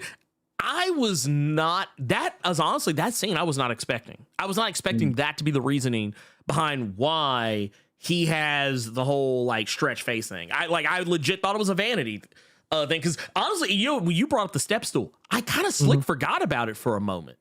I forgot about it till you brought it back up. And I was like, oh yeah, he did get a fucking step stool out so he could not be, because I think it was Aisha, wasn't it? Because Aisha was taller than him. And he got a step stool and stood up on top of it. So, which is made even more funny by the fact that the dude literally can control gravity. So why he didn't just make him like float himself up above her, I have no idea. But that's fine too. I will definitely say that, like, I don't know if they'll do this or not, and I kind of hope they do. Because, sometimes, like, whenever something really, like, catches on in the MCU, it usually finds its way into the comics in some way, shape, form, or fashion. I'm kind of hoping that going forward, the High Evolutionary, I'm hoping that he goes from looking like this to looking like this. I hope he goes, because in the comics, he looks almost like robotic. He looks almost robotic, even though he's not really. Here, he looked more organic to a degree. I did appreciate the RoboCop references, though. I did appreciate someone referencing him looking like RoboCop. That was awesome. But yeah, I like the way he looks in this movie. I kind of hope that does actually carry over to the MCU or to the comics. I thought for sure Rocket was going to blow his head off, but then I had to remember we've already gotten an F-bomb. We can't go any further than a human head getting blown off. Yeah.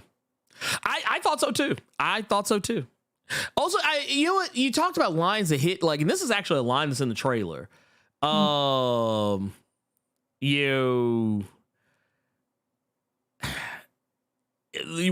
Rocket says the line about how you didn't want things to be perfect, you just didn't like the way things were. Like, because that's a line that hits, especially considering a lot of the stuff going on in the real world today. But this movie has a lot in it that I'm just, like, the more I'm thinking about it, I'm like, I love the shit out of this movie. But I guess, with that said,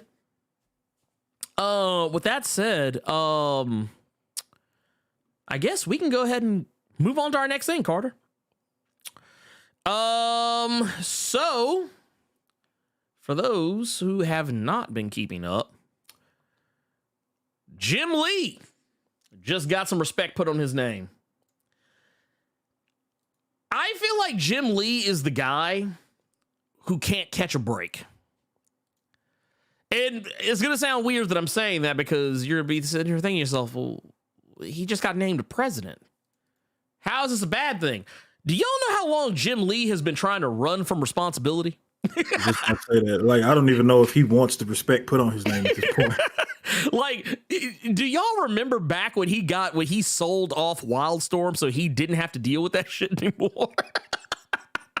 Like, every time, like, Jim Lee is like, yeah, man, I'm out the game. Because I think before he became, I think he was chief, and I might be misremembering here.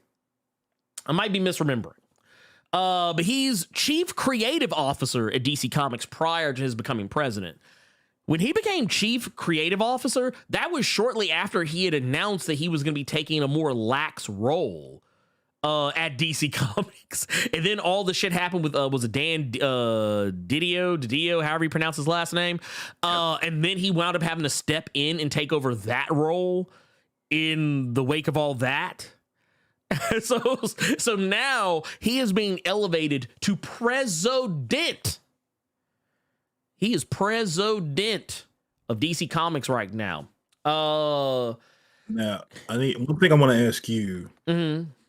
Does he still have anything going on, like, or well, not going on, but does he still have his hand in Image at all? Not to my knowledge. Not to my knowledge. Well, because when with Image, his involvement with Image kind of began and ended. Or it began with Image, but it ended with Wildstorm. Like Wildstorm just kind of became a publishing arm of Image, but he owned it. So when he sold it, I feel like that was when his foot went out the door on Image.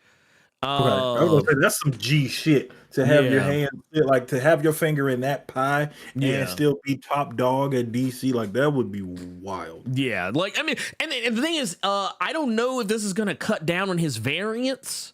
Because he was still doing variant covers. He still does variant covers from time to time. I don't know if we're going to be getting you know what? We're going to be getting the presidential variants. That shit's going to be $8. That man said Jim Lee just want to draw on Twitch, man. He's like, man, leave this man alone. He just want to draw. That's all he want to do. He don't want to do nothing. This man it reminds me of every time I ever got a promotion at a job where I really wasn't trying to get promoted. That's what it reminds me of. Like every time, like there's been multiple times in my life where I have had a job that like I was not putting any effort in whatsoever, had no interest in going any further with that place, and would literally trip into a promotion and would be mad because I'd be like, man, I don't want this damn responsibility. Like I would go to a job like, I don't want to be anybody's boss. It's like, oh, now I'm somebody's boss again. Shit. But no, so basically right now, his primary duties going forward are going to include leading the creative teams at DC Comics and guiding creative efforts to integrate popular DC characters and storylines through all forms of media. So it stands to reason. That he will. Well, it says here he will direct reportedly. Or he will report directly. God, talk about a flip up. He will report directly to Pam Lifford, the president of global brands, franchises, and experiences at Warner Brothers Discovery.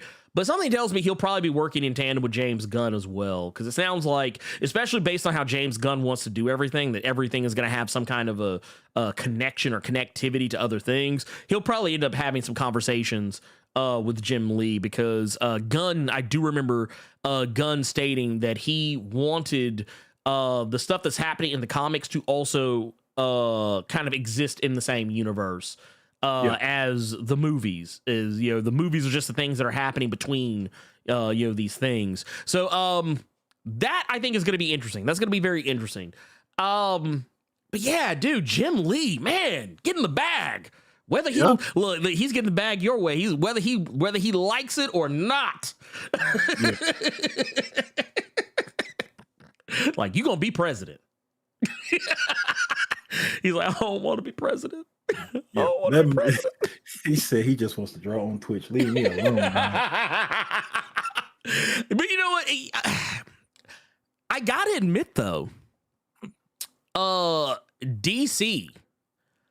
Under the guidance of Jim Lee, I feel like is on the right track.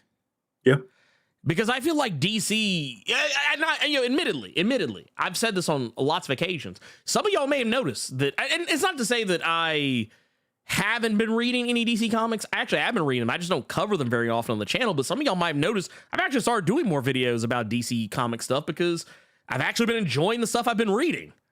And a lot of the stuff that's going on right now, the whole Dawn of DC initiative, which apparently has been doing gangbusters for DC as of late. I think, I could be wrong about this. No, I'm not wrong about this. Carter, so you know that Green Arrow, series that just relaunched? Yeah. So, as it turns out, that series got upgraded.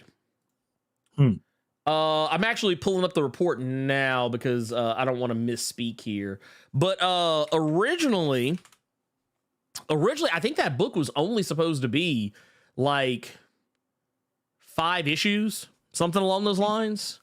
I think it was only supposed to be, it was supposed to be like 5 issues or so, give or take. And because of the pre-orders, the level of pre-orders that the book had gotten, it got upgraded. I think it's like 12. It's going to be like 12 issues now or something like that. Something along those lines. So Dawn of DC is working. It's working. Whether people recognize that or not, Dawn of DC is actually working, which is great news. That's actually great news because, I mean, once again, that's what they wanted. They wanted Dawn of DC to do exactly that. They wanted to get people interested. And, you can say what you want about whether or not any of the titles that are coming out are titles that you want. The deal is that they are picking characters that they feel can have resonance. In this day and age. And that's, say what you will. I'm going to the comic shop today specifically to go get some DC stuff. So DC's actually been hitting. Yeah, they've been hitting. And to be fair, I'll be the first one to say it. I feel like Action Comics has been hidden for a while now. Philip Kennedy Johnson's been killing it. With Action Comics. I'm really enjoying the Joshua Williams stuff with Superman. I'm enjoying the Chip Zdarsky stuff with Batman. I'm really enjoying this new Green Arrow just on issue 1 so far. Did you read that Superboy yet? Yeah, I read the first Man issue. Tomorrow. Man, I liked that. I really like that. That's a new person. That's somebody that won the round robin. Round robin winner. Also, there's a lot of books that DC has that Poison Ivy. I haven't talked about Poison Ivy on the channel, but Poison Ivy book is actually really good. Yet another example of a book that was only supposed to go like 5 or 6 issues and got upgraded to ongoing because it was so popular. So I mean, Jim Lee clearly knows what he's doing. So let this man cook. And I think it's gonna be all right. But yeah, I will definitely say that as far as the rest goes, because this is actually kind of pro because we were actually talking about this very recently. Says John Battle with 24 months in the Blerd Club gold mine. Says thank you, fellas, for another great Saturday. I'm heading out to Free Comic Book Day while taking in everything you'll drop. Great Saturday. Hey, man. Yes. Go get them free comics. Are they doing any deals at shops over there? I don't know, but I am going to go. Actually, that is what I'm going to go do today after this is over. I'm going to go take Circe with me to go get her some comics. Give me some comics too, but get her some comics, get some free stuff, see what's popping off. Talk to some people I haven't talked to in a while because I haven't really had an excuse to go to a comic shop for a little bit, other than to get stuff that isn't even comic book related. I spend my time spent in comic book shops is to buy board games, or board game related stuff. So that's that's how I roll. But no, I love it. Let's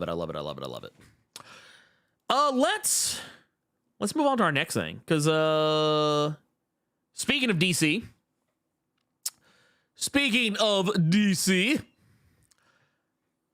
Alan Scott is coming back with a solo series. The OG, the Orig Green Lantern, Alan Scott, got a series announced, which is crazy to me because I feel like there's. I'm not going to say there's no one checking for Alan Scott, because that's actually not the case. I see people all the time like, dude, like, when are they going to do something with like Alan Scott? But, now you're going to get that. You're going to get a series all about Alan Scott. So this is the cover.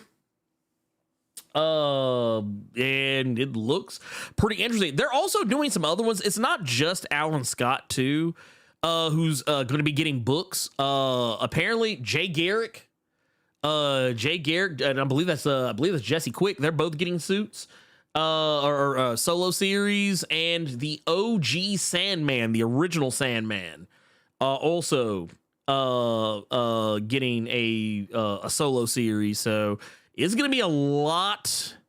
It's gonna be a lot of stuff going down. It's gonna be a lot of stuff going down. As far as all that goes. But I guess to give you the important parts.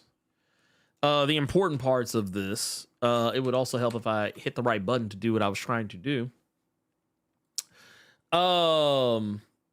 Let's get that out of the way too. So for those, and actually here, let's put this back up because, why not? Let's have nice things. Why don't we? Let's have nice things. So for those wanting to know, it's going to be Tim Sheridan and I think it's Cyan Tormey doing the Alan Scott, the Green Lantern comic. The Jay Garrick was going to be by Jeremy Adams and Diego Orlatu. I'm gonna fuck that name up. Orlatugui? I don't know. And then Wesley Dodds, the Sandman by Rob Venditti and Riley Rosmo. That actually, Venditti being on that book is kind of wild to me. But yeah, this is basically like a way to get people back into the mindset of the Justice Society of America, which I'm all for. This is also supposed to, I don't know how this will be for Jay Garrick and the Sandman, but it is said that this series is supposed to recontextualize the origin of Alan Scott. Whether or not that's going to bring him more in line with the rest of the Green Lanterns, because he's kind of different from all the other ones. I don't really know. We'll have to kind of wait and see on that. But this is not anything that's going to take place in the present. This all looks like it's going to be taking place back in their day, back in their heyday. So yeah, I'm down for it, man. Let that man fly. Let Alan Scott be great. We've had enough Hal Jordan to last us a lifetime. Let's let Alan run with the ball for a little bit. Carter, what do you think? I don't really have any kind of connection to Alan Scott, well, just to the Justice Society as a whole. So any new stuff with them, I'm always interested in reading. Only real thing I know about Alan Scott was just from the Earth 2 stuff that I was reading, and that was, oh goodness, that was years ago. That was during Nasty DC with like Convergence and things like that. Was that New 52? I can't remember if that was New 52 or not. Yes. Or like it was either right before or right after New 52. Well, I think it was during, because Convergence, that's where they had the OG Superman, but he was wearing the black suit.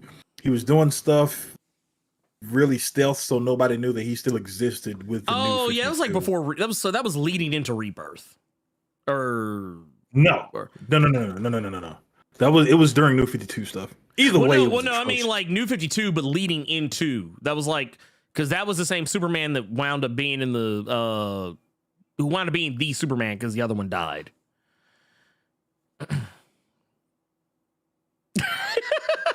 So no. What I was gonna say was, I think that Superman came back. He did. And then they merged. Yeah. That's what I'm saying, because that's DC Rebirth. Yeah, okay. That's DC Rebirth, because that Superman that was operating in the background, they gave him a separate series where it was him and that Lois from New Earth. Yep, and then it was a Superman Reborn came out shortly after, merged the two together. Yep. It was towards probably the tail end of New 52 when that came out. But no, carry on. But no, I was gonna say just there was a Earth 2 book. And the only reason I was even reading that Earth 2 book is because Thomas Wayne was in it. But Alan Scott was doing a lot in that book as well. So that's really all I know when it comes to Alan Scott stuff. Jay Garrick is just a Flash, and I didn't care about Flashes back then. I didn't care about Flashes, honest to God, until what you were just talking about, until New 52 with Francis Manapul and Brian Bucalato. That run that they did. Which actually inspired a lot of the CW show. So I'm interested in reading this. I didn't even know who the fuck this Sandman was. I thought was. I've never fucking heard of this dude. So yeah, that's the when OG it's something I Sandman. don't know. Yeah, I'm checking this out for sure. Somebody in the chat, Scott Fitzgerald, saying the Justice Society of AARP. So yeah, I'm interested in reading. I mean, look, he out of line. But he ain't wrong. He ain't wrong. Let's see. Let's move on to our next thing. Let's move on to the next thing. You know what? This is actually something I didn't make a lower third for. Just something I kind of want to go over real quick. Before we get into our recommended reads for the week. So Carter, did you hear the news? About Did you hear the news about Storm? No. So for those who have not been keeping up, Storm was announced for Midnight Suns like a ways back. For as part of the DLC. But apparently, she will be getting her release very shortly. As a matter of fact, around this time next week. The release, let's see here. It'll be May 11th. So I love how they're doing this because do you know what happens on May 12th, Carter? No. Legend of Zelda Tears of the Kingdom will be out. So they tried to sneak this shit in before folks started getting on that Tears of the Kingdom. Because that I will most certainly be playing that as well. But I did just want to say, for those who are curious, it looks cool. It looks cool. I don't know. I know there's some people in the chat who stan the Midnight Suns the way that I do. This looks like it is going to be a huge amount of fun. Storm looks great. And as has been revealed, just based on what we have seen of her in some of the trailers, the deep dives and whatnot, is she is going to be powerful AF. She's probably going to be easily one of the most broken characters in the game. And what's funny about it is, as you just saw it pop on the screen, her power is centered around patience, which might be hard for some people. If you're not a patient person, you are not going to want to play her. Or maybe you will. I don't know. Maybe she'll teach you patience. But all her powers revolve around a new mechanic called Next Turn. So basically, you can use her abilities off rip through her cards. However, you will get more mileage out of her abilities if you wait a turn. And as a matter of fact, from what I've been looking at on her cards, like in this case right here, where one of her cards lets her chain an attack, if you just use her card off rip, you will only get one extra attack on that card. However, if you wait to the next turn, you get 2 extra attacks. You wait another turn, you'll get 3 extra attacks, so on and so forth. And she also has cards that make it where cards that you already possess of hers in your hand will also benefit from next turn, even if you just pulled them. So yeah, she is going to be broken. She is going to be absolutely positively broken. And matter of fact, I want to see here if they're actually going to do this right here. There is a like her ultimate ability. Like you can kind of see right here where this is the arc one. This is what I was talking about, where you can chain multiple attacks, and the longer you wait, the more you can chain those attacks. So instead of hitting like the one character, she hit 3 different characters, and it does say it's up to 4 attacks that can be set up. And I want to say, let's see, I want to get to, here it is right here. So because now it's fading. Here, go back to there it is. So like one of her other ones is like, she also has cards to give her resist. If you play this game, you already know that resist is busted. So any character who can get resist is pretty much gonna be okay.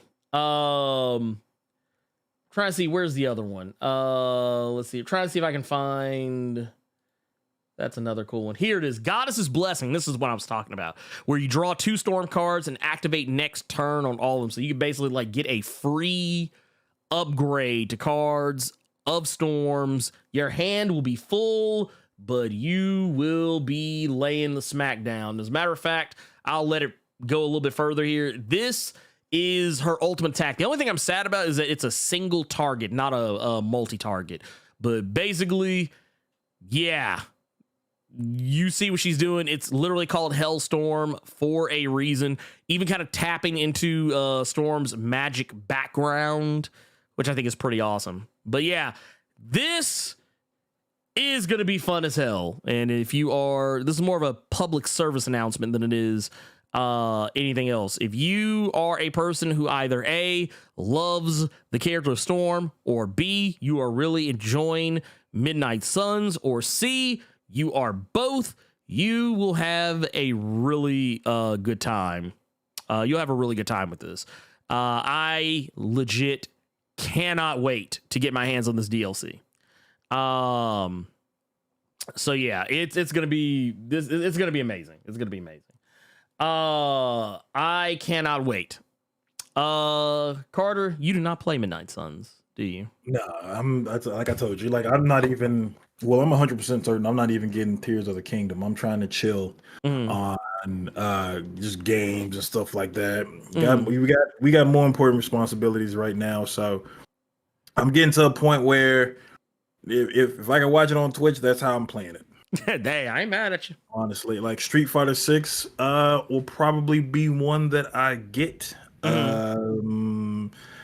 But other than that, like I'm especially with like a lot of these $70 games and shit like that, I can wait for a sale. Those games ain't going nowhere, especially if they doing well. So oh no, I ain't mad at you. Ella Melvin says it's wrong. I want Storm to smother me. No, it is not, sir. No, it is not. No, it is not. The mistress of the elements is here. I guess Carter, do you have a recommendation? That's easy for this week because you already did a video on it. Literally, as soon as we stopped talking about it, Batman 900 or 135 if you want to be technical. Yeah, no, 900 would be if you want to be technical. So yeah, Batman 900. Ernie and I both said that we were pretty meh on that storyline as a whole, but that ending was outrageous. Oh yeah, so yeah, ridiculous. So yeah. That's gonna be my recommended this week. Recommended. You know what? It's I'm gonna say the same. I'm definitely gonna say if you want Batman, if you want peak insanity in the Batman sector of the DC Comics universe, Batman 900 is where you're gonna get it. I wasn't absolutely terribly super crazy about the story. Some of y'all may have even noticed that when it got to this story arc, I just kind of stopped talking about Batman because I just didn't really have anything to say. And it wasn't until like but this is also a testament to why I always say sometimes you just gotta let folks cook to see where they're going. And it's like, okay, once I saw what the end game was with it, I was like, oh, okay, we're still back on track. Yeah, like this entire storyline for the most part, just to keep with your cook reference, this storyline for the most part was just a lot of ingredients and putting everything in a pot. That last issue is the meal. Yeah, And it's and I would even dare say your appetizer, really. Because there's more coming. There's definitely more coming. If you thought Chip Zdarsky was done with the Batman of Zur R, he is not. He is not. It is still going. It is still going strong, and I am here for it. Do you feel me? Here, let's see. What is one thing I want to ask you real quick? Oh, go ahead. Yeah, go ahead. Why are you changing everything over? Mm-hmm. Since James Gunn pretty much said that the films, comics, video games, animations were all going to be under one big umbrella. Mm-hmm. And this issue just came out, so obviously this ain't coming to fruition anytime soon. But what if you were watching The Flash and you see Michael Keaton and somehow there is a reference to Zur-En-Arrh? I would holler. I would holler. Because it just would be so unexpected. It would be... Yeah, it would be very unexpected, I think. You know what, let's... I don't like... If all of a sudden, out of nowhere, I just saw Kingdom Come Batman, I would holler. I would holler. You know what I'm saying?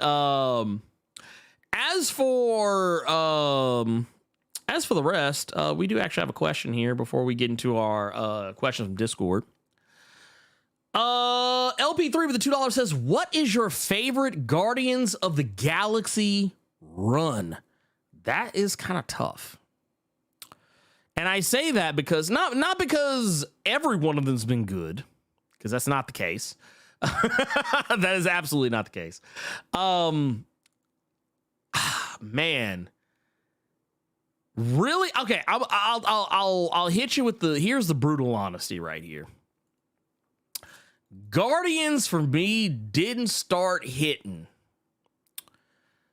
until who was it? Because this was like 2008, I believe it were. I believe it was 2008 when this kicked off. Dan Abnett and Andy Lanning, I think we're on the book. Yeah, that was it. Dan Abnett and Andy Lanning. Yeah, and Andy Lanning. That was it. That was, and oddly enough, where the suits that we saw in the Guardians movie came from. That is probably where Guardians kind of began for me. Because if I remember correctly, during the 90s, I was not a fan. During the 90s, I was not a fan of the Guardians of the Galaxy in any capacity. I thought they were kind of dumb. Granted, once again, we're talking about a young Blerd Without Fear, not as into weird and wild stuff. I wanted the stuff that everybody consumed as far as comics and things of that nature go. Carter, do you have a preferred or favorite? I can only tell you of the run that I read, which was around the time of the first film, and that was the Bendis run. Okay, yeah. Was that Kitty Pryde? Was that when Kitty Pryde was on the team? No. When was that? Was I think her and Starler were fooling around at that point, but I'm not 100% sure. The main reason I was even reading that book was because Flash Thompson Venom was on that team. Okay. Yeah. Okay. Yeah. And Flash Thompson Venom was on the team. Iron Man was on the team at that time. Yeah. Because there is a scene that I always think about and laugh where Tony and Gamora went at it. That was Kitty. Okay. That was what Kitty was. I think she led the team during that time too. Damn, my memory's going bad. Then I don't remember that. Yeah. But yeah, there was a part where like Tony and Gamora had sex, and Tony just looks just distressed because it was almost like it was basically the Family Guy reference of like Gamora was the man, Yeah. and Tony is just in shock. It's hilarious if Yeah. you read that issue. But that was the only Guardians that I had read that I had really, really enjoyed. I was gonna read it again recently because I saw that for whatever reason Doom was on the damn team. But I just hadn't gotten yeah. Like, so what they were doing, so like so here's what I get. So between runs, so the Dan Abnett, Andy Lanning, the Bendis run's probably a close second for me, and tied with the Al Ewing run that wrapped up not too terribly long ago. The Donny Cates run I thought was good up to a point. And that's not me shitting on Donny Cates. Even he is kind of down on his Guardians of the Galaxy. So before anybody tries to go run off and tell Donny Cates that I was talking shit. I liked what his Guardians set up, but it didn't like stick the landing. If that makes any sense. But yeah. So yeah, there's that. We also got one from Michael DeFonte. Says, with a $2 super chat. Oh man, says, I love this channel and I love this weekly stream. Hey, we appreciate you. Thank you so much for that love and that support. We appreciate you. Thank you. Let's go ahead and get into our next thing, man. We're going to get into our questions. And Carter, you can't see this right now. You'll see it if you have the stream pulled up. I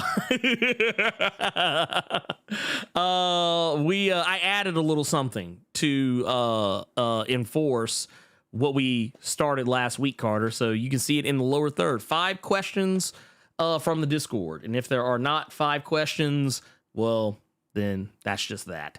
But that's the maximum number of questions we will read from the Discord, if that makes any sense. Starting with the Elite X1.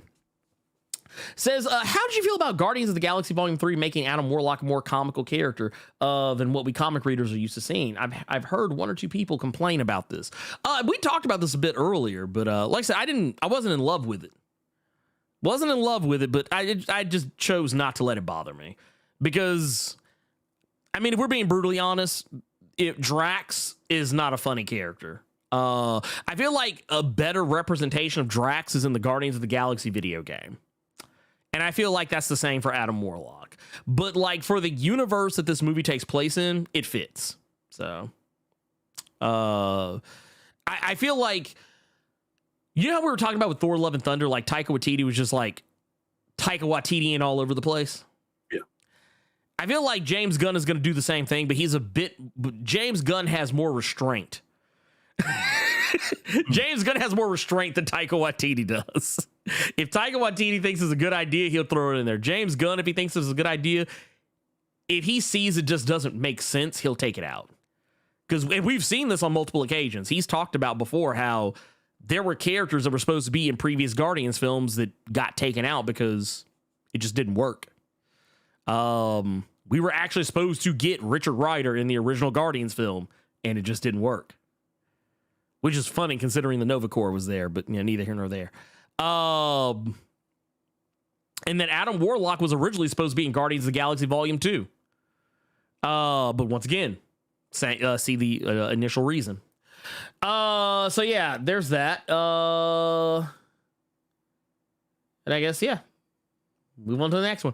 I Cower Over Nothing says, did y'all know the Guardians of the Galaxy team at the end of this movie resembles the Guardians team from Avengers Earth's Mightiest Heroes? That team was Adam Warlock, Phi Lavelle, Rocket, Groot, and Star-Lord. I actually forgot about that. Did you ever get around to checking out Earth's Mightiest Heroes? Did you ever get around to watching that? Did not. Okay. That's honestly, that's probably one of the best Avengers cartoons you'll ever see. But yeah, I didn't think about that. But yeah, you are right. That is actually kind of the case, isn't it?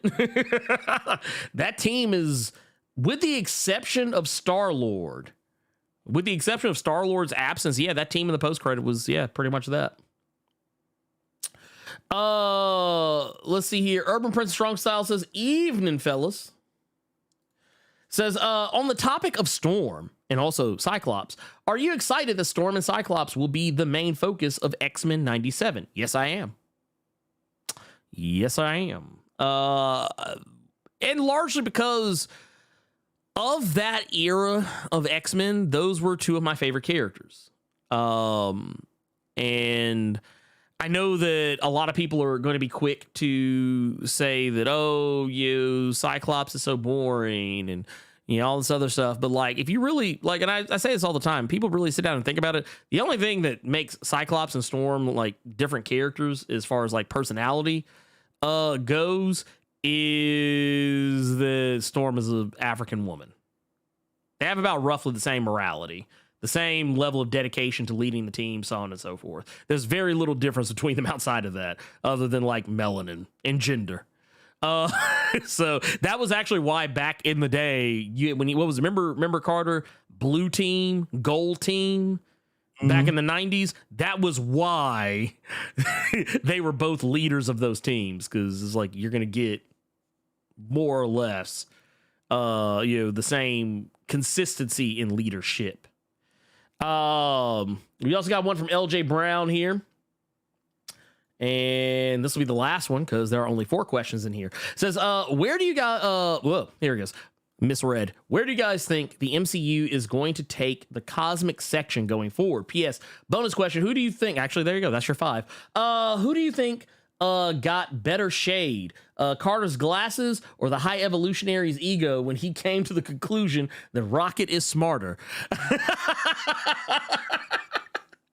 That is actually it. Well, and it's funny because that's not something we really talked about with the spoiler sector, but that is actually something that's kind of appropriate because that was the reasoning behind the whole obsession, like why he was willing to risk it all to get Rocket, because Rocket was in fact just a little bit smarter than him. He was able to see the forest for all the trees. Unlike the High Evolutionary, who did not see any forest. He just saw trees. With that, because I don't see any others, that technically was 5 questions. I guess to answer the initial one, where do I think the cosmic sector is going to go going forward?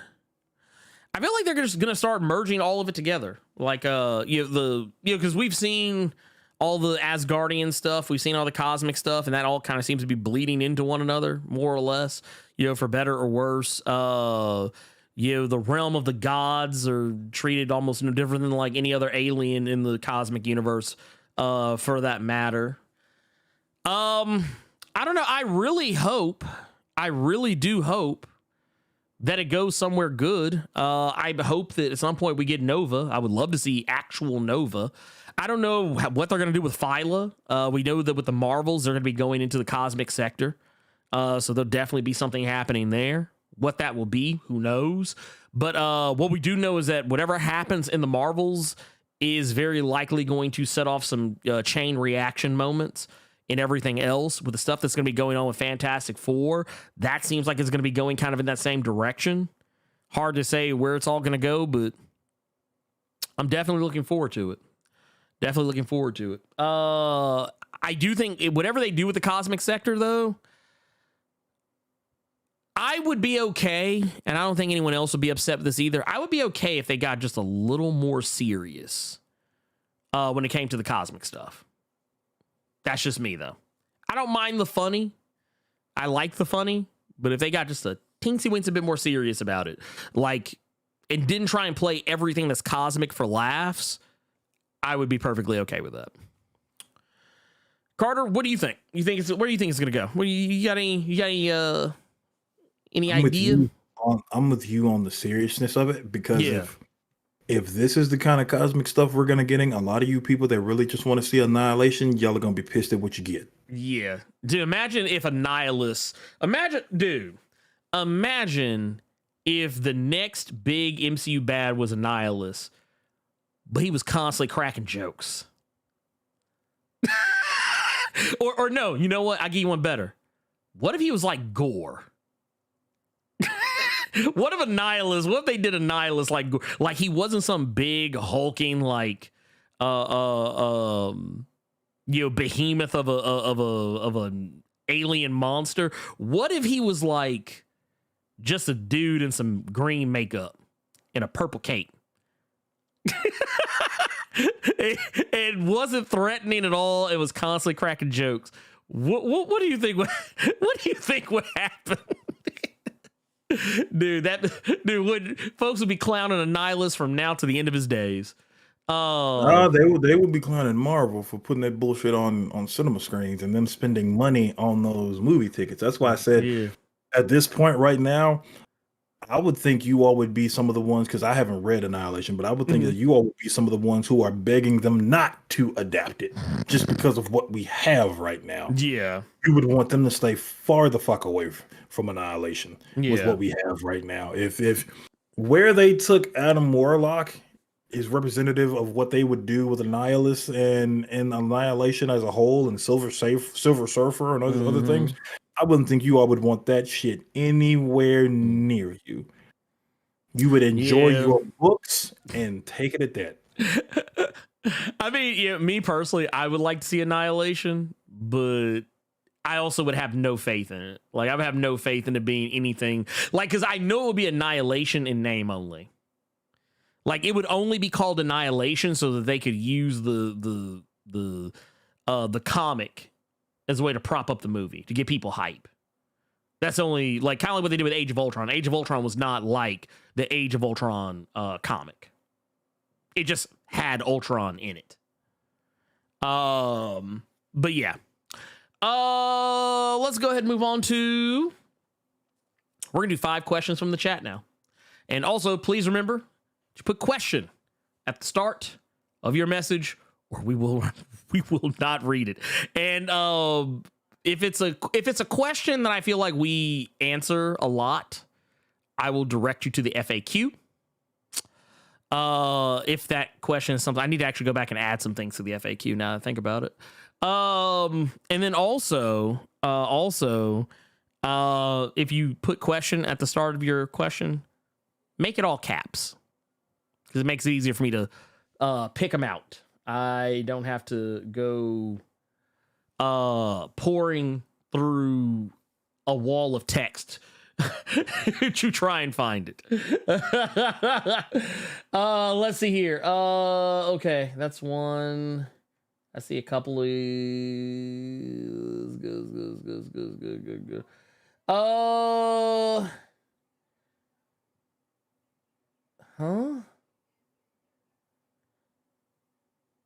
I don't understand. I don't know if I can answer that one because I don't really understand the purpose of it.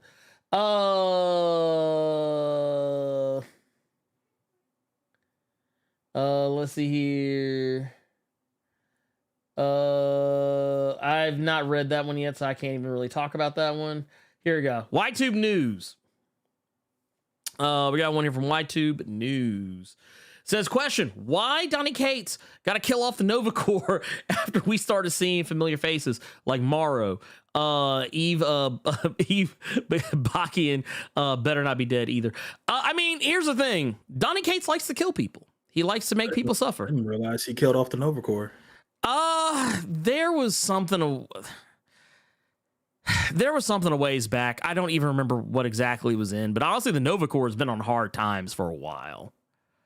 Nova Corps has been on hard times for a while, even before Donny Cates did anything with them. But because right now they're kind of scattered. They got wrecked. Matter of fact, I think one of the last times I saw a Nova Corps member other than Richard Rider or Sam Alexander was back when I think it was Jerry Duggan that was doing the cable series, or was it Marauders where that happened? Doesn't matter. So here's one for you. Says, thank you, Based God. Says, I have heard Ernie's theories, but which Sinister does Carter think achieved Dominion first? Talking about Sins of Sinister. You got any idea? I honestly don't know, man. Someone else asked me this on Discord, and they were like, "I bet it was Mother Righteous. I bet it was Righteous. I bet the Righteous was the Dominion the whole time." I honestly don't know. Yeah. I really don't know, and that's one reason that I really like this event as a whole, just from reading all the books, because it's just to me that shit's just up in the air, man. Like, and that's what I really enjoyed about it, because I can't tell who.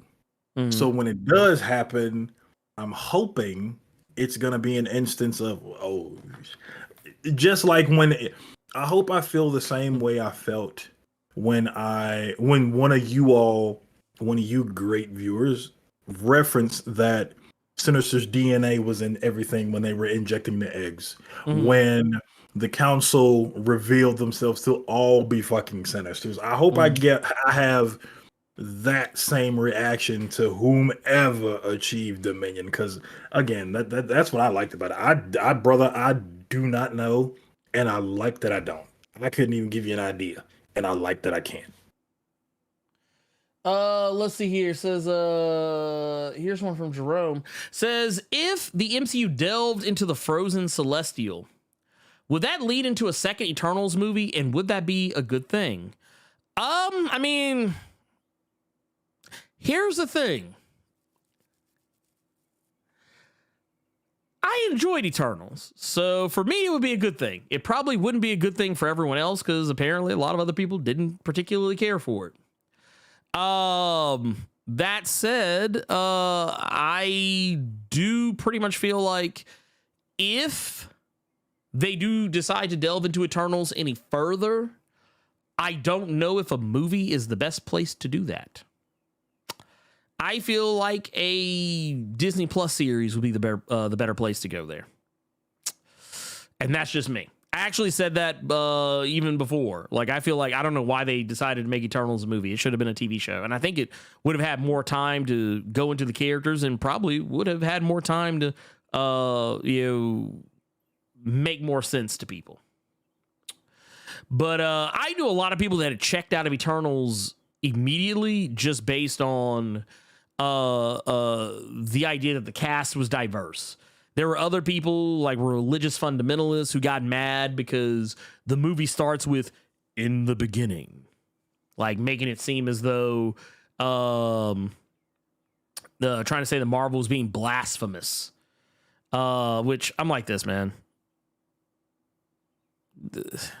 Religion's a nice institution if you like institutions.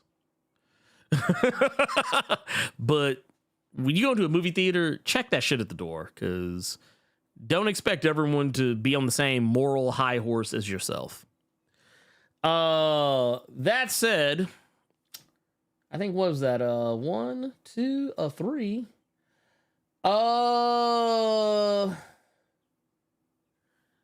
Let's see here. Who all have I answered from? Here, okay. Here's a good one. Here, she asks, how do you feel about the writer's strike? What do you think is going to come out of it? Well, what I hope will come out of it is people getting paid, is what I hope. But what I think will come out of it, I think that corporations are going to hold on to as much money as they possibly can. Carter, I don't know, because you don't really keep up in politics like I do. But I don't know if you saw this. Maybe you did, because it actually kind of made national news, because it was even on national news.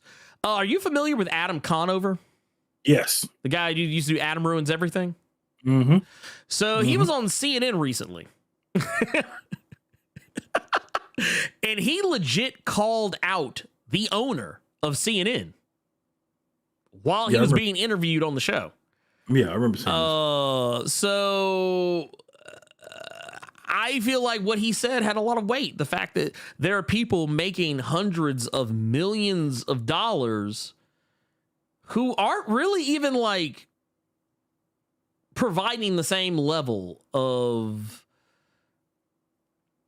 joy and content. I mean, yeah, granted, sure, that person gets to have some say over whether something gets made, but ultimately at the same time, the companies are saying that they can't afford to pay the writers what they're worth.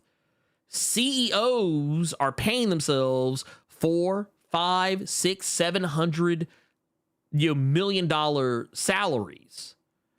And not just salaries, bonuses, giving themselves $400, $500, $600, $700 million bonuses.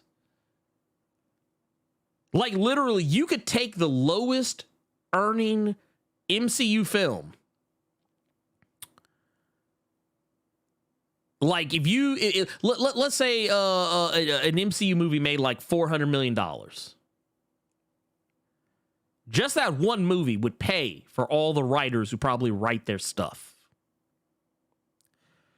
So, I mean, you can pay them. So pay them.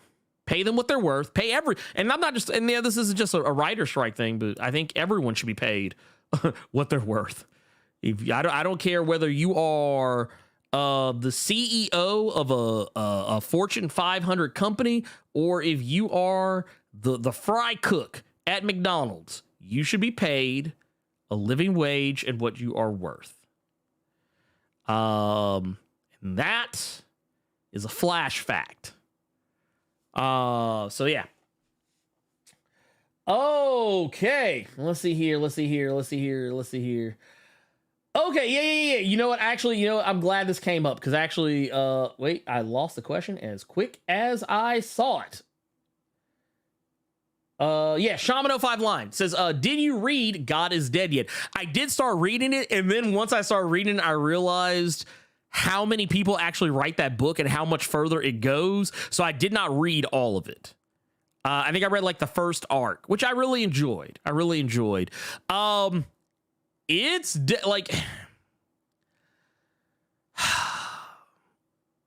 it's a very interesting title. And I feel like I feel like there's gonna be a certain group of people who probably won't be terribly crazy about it. But I would definitely say if you have an open mind and are willing to if you have an open mind and you're willing to just go with something, then that's one to go with. I think the book, it ran for like, I want to say it ran for like 23, 24 issues. I didn't read all 24. I'll just go ahead and say that right now. Or no, it actually went longer than that. It was like 40 something issues. It was almost 50 maybe. But yeah, I was not able to go that far into it. And I think like I read the first 7 issues. Yeah, first 7 issues are Hickman. Those were good. I really liked them. I actually would recommend it. I don't know if I would do a video about it. Maybe. I don't know. There's a lot of things I want to do videos about that I haven't, just because time, and I still have 2 videos that I haven't even touched yet. That are sitting in the back burner.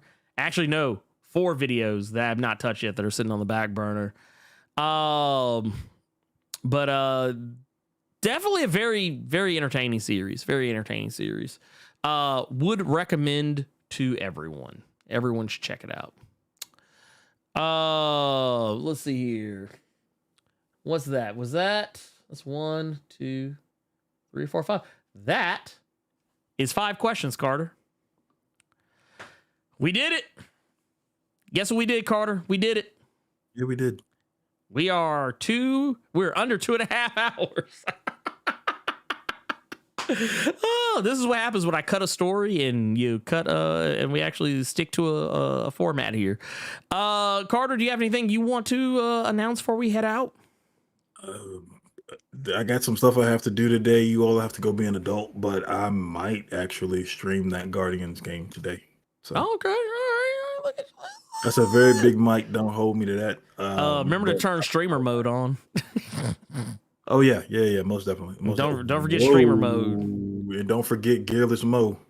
Hold up. Oh, actually, we got a couple here. You know what? Never mind. We got quite a few, actually. Jesus Christ. Lord have mercy. Well, Carter, we going back in. Man. we going back in. Let's see here. Actually, yeah, because we got a couple here. I don't want to forget. Let's see. So let's go straight down the line here. We got Dietrich Morgan with the $5. Says, wanted to ask this last week, but I was driving from Maine to Nashville. But do you think that dog, or do you think that the OG Nathaniel Essex is the one who got Dominion?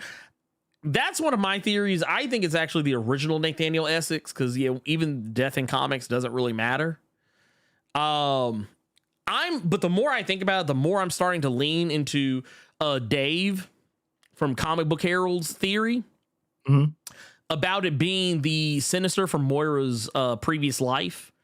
Because just the more I go back and see that panel where it talks about the chimeras forming a singularity, it makes me wonder if it's either that Sinister, or if it's one of the or if it's all his chimeras. Because honestly, it would make sense if it was all his chimeras. That would actually make a boatload of sense. Because technically they are Sinisters, if you want to get down to the brass tacks of it. And then of course, Gearless Mo, 100% agree. In the last presidential election, there was a candidate that mentioned a living wage, and I am all for it. Entire industries are disappearing due to automation, and the older generations are getting phased out. Sorry I'm late. This jet lag got me. Hey, I ain't mad at you, pimping. This dude came in hot with a 199.99 super chat, and I'm still going to hit the button for it. Yeah, the candidate he's talking about, I'm pretty sure that was Andrew Yang, I want to say. That was, in fact, Andrew. Well, yeah, Andrew Yang was the one who brought up universal basic income. Yeah. Which I am all for, though I will say I'm less a fan of Andrew Yang these days, but largely because he's doing some weird shit. And he's kind of doing the thing that I've been seeing some leftists do, where they realize they could make more money or become more popular by propping up the opposition. And I don't like it. But I do like the idea, universal basic income. I will definitely say if I wish more people would put their support behind Marianne Williamson, who is actually going to primary Joe Biden, Dark Brandon, for the presidency. I don't think she'll win. Sadly, I not because I don't have faith in her, but because I don't have faith in this country. Because Marianne Williamson, all the things we're just talking about right now, everyone making a living wage, everyone having free college, everyone having universal health care, all the having not equality, but everyone having equity, getting rid of the systemic issues in the country that maintain levels of poverty for large groups of people, getting rid of all the anti LGBTQ rhetoric, getting rid of the ability to go legally buy guns that mow down children in school. It's like I was telling somebody the other day, like, I would rather my child be scared of failing the spelling test than being scared of going to school and getting shot. So, yeah. This is why I tell people all the time. Don't get me wrong, if it comes down to it, if I have to, just to keep people like Ron DeSantis and Donald Trump and Marjorie Taylor Greene and Lauren Boebert and all those other morons, keeping them out of the presidency, if it means I have to vote for Dark Brandon, I will do it. But if I have a say in the matter, I would rather it be somebody else, because then shit will actually get done. But yeah, that is the God's honest truth right there. There are no lies in this statement. There are no lies in the statement. But that said, Carter, you said you will be doing Nothing. I'm probably not gonna stream today. Got the people's hopes up. But no, as far as for me, go check out videos. Go check out some of the videos. We got new videos up on the channel. Probably gonna post a couple of YouTube shorts here after this. Go check those out too. Also, help a brother out. We are, like I said, we're trying to get there, man. We're chugging and chugging towards it. But if you haven't done so already, man, hit like on this stream and any other videos that you go watch. Make sure you hit like. Make sure you click that share button too, because it really helps out. And if you're one of the people who has been watching my channel for a long time, but if just for one reason or another never hit that subscribe button, go ahead and do it, man. Hit that button, turn on notifications so you don't miss out on any of the stuff that I'm putting out.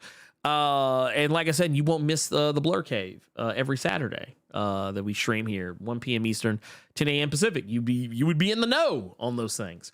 And yeah, that's really all I got. For Carter Presents, I am the Blerd without fear. And you know what? The High Evolutionary, you can go to hell.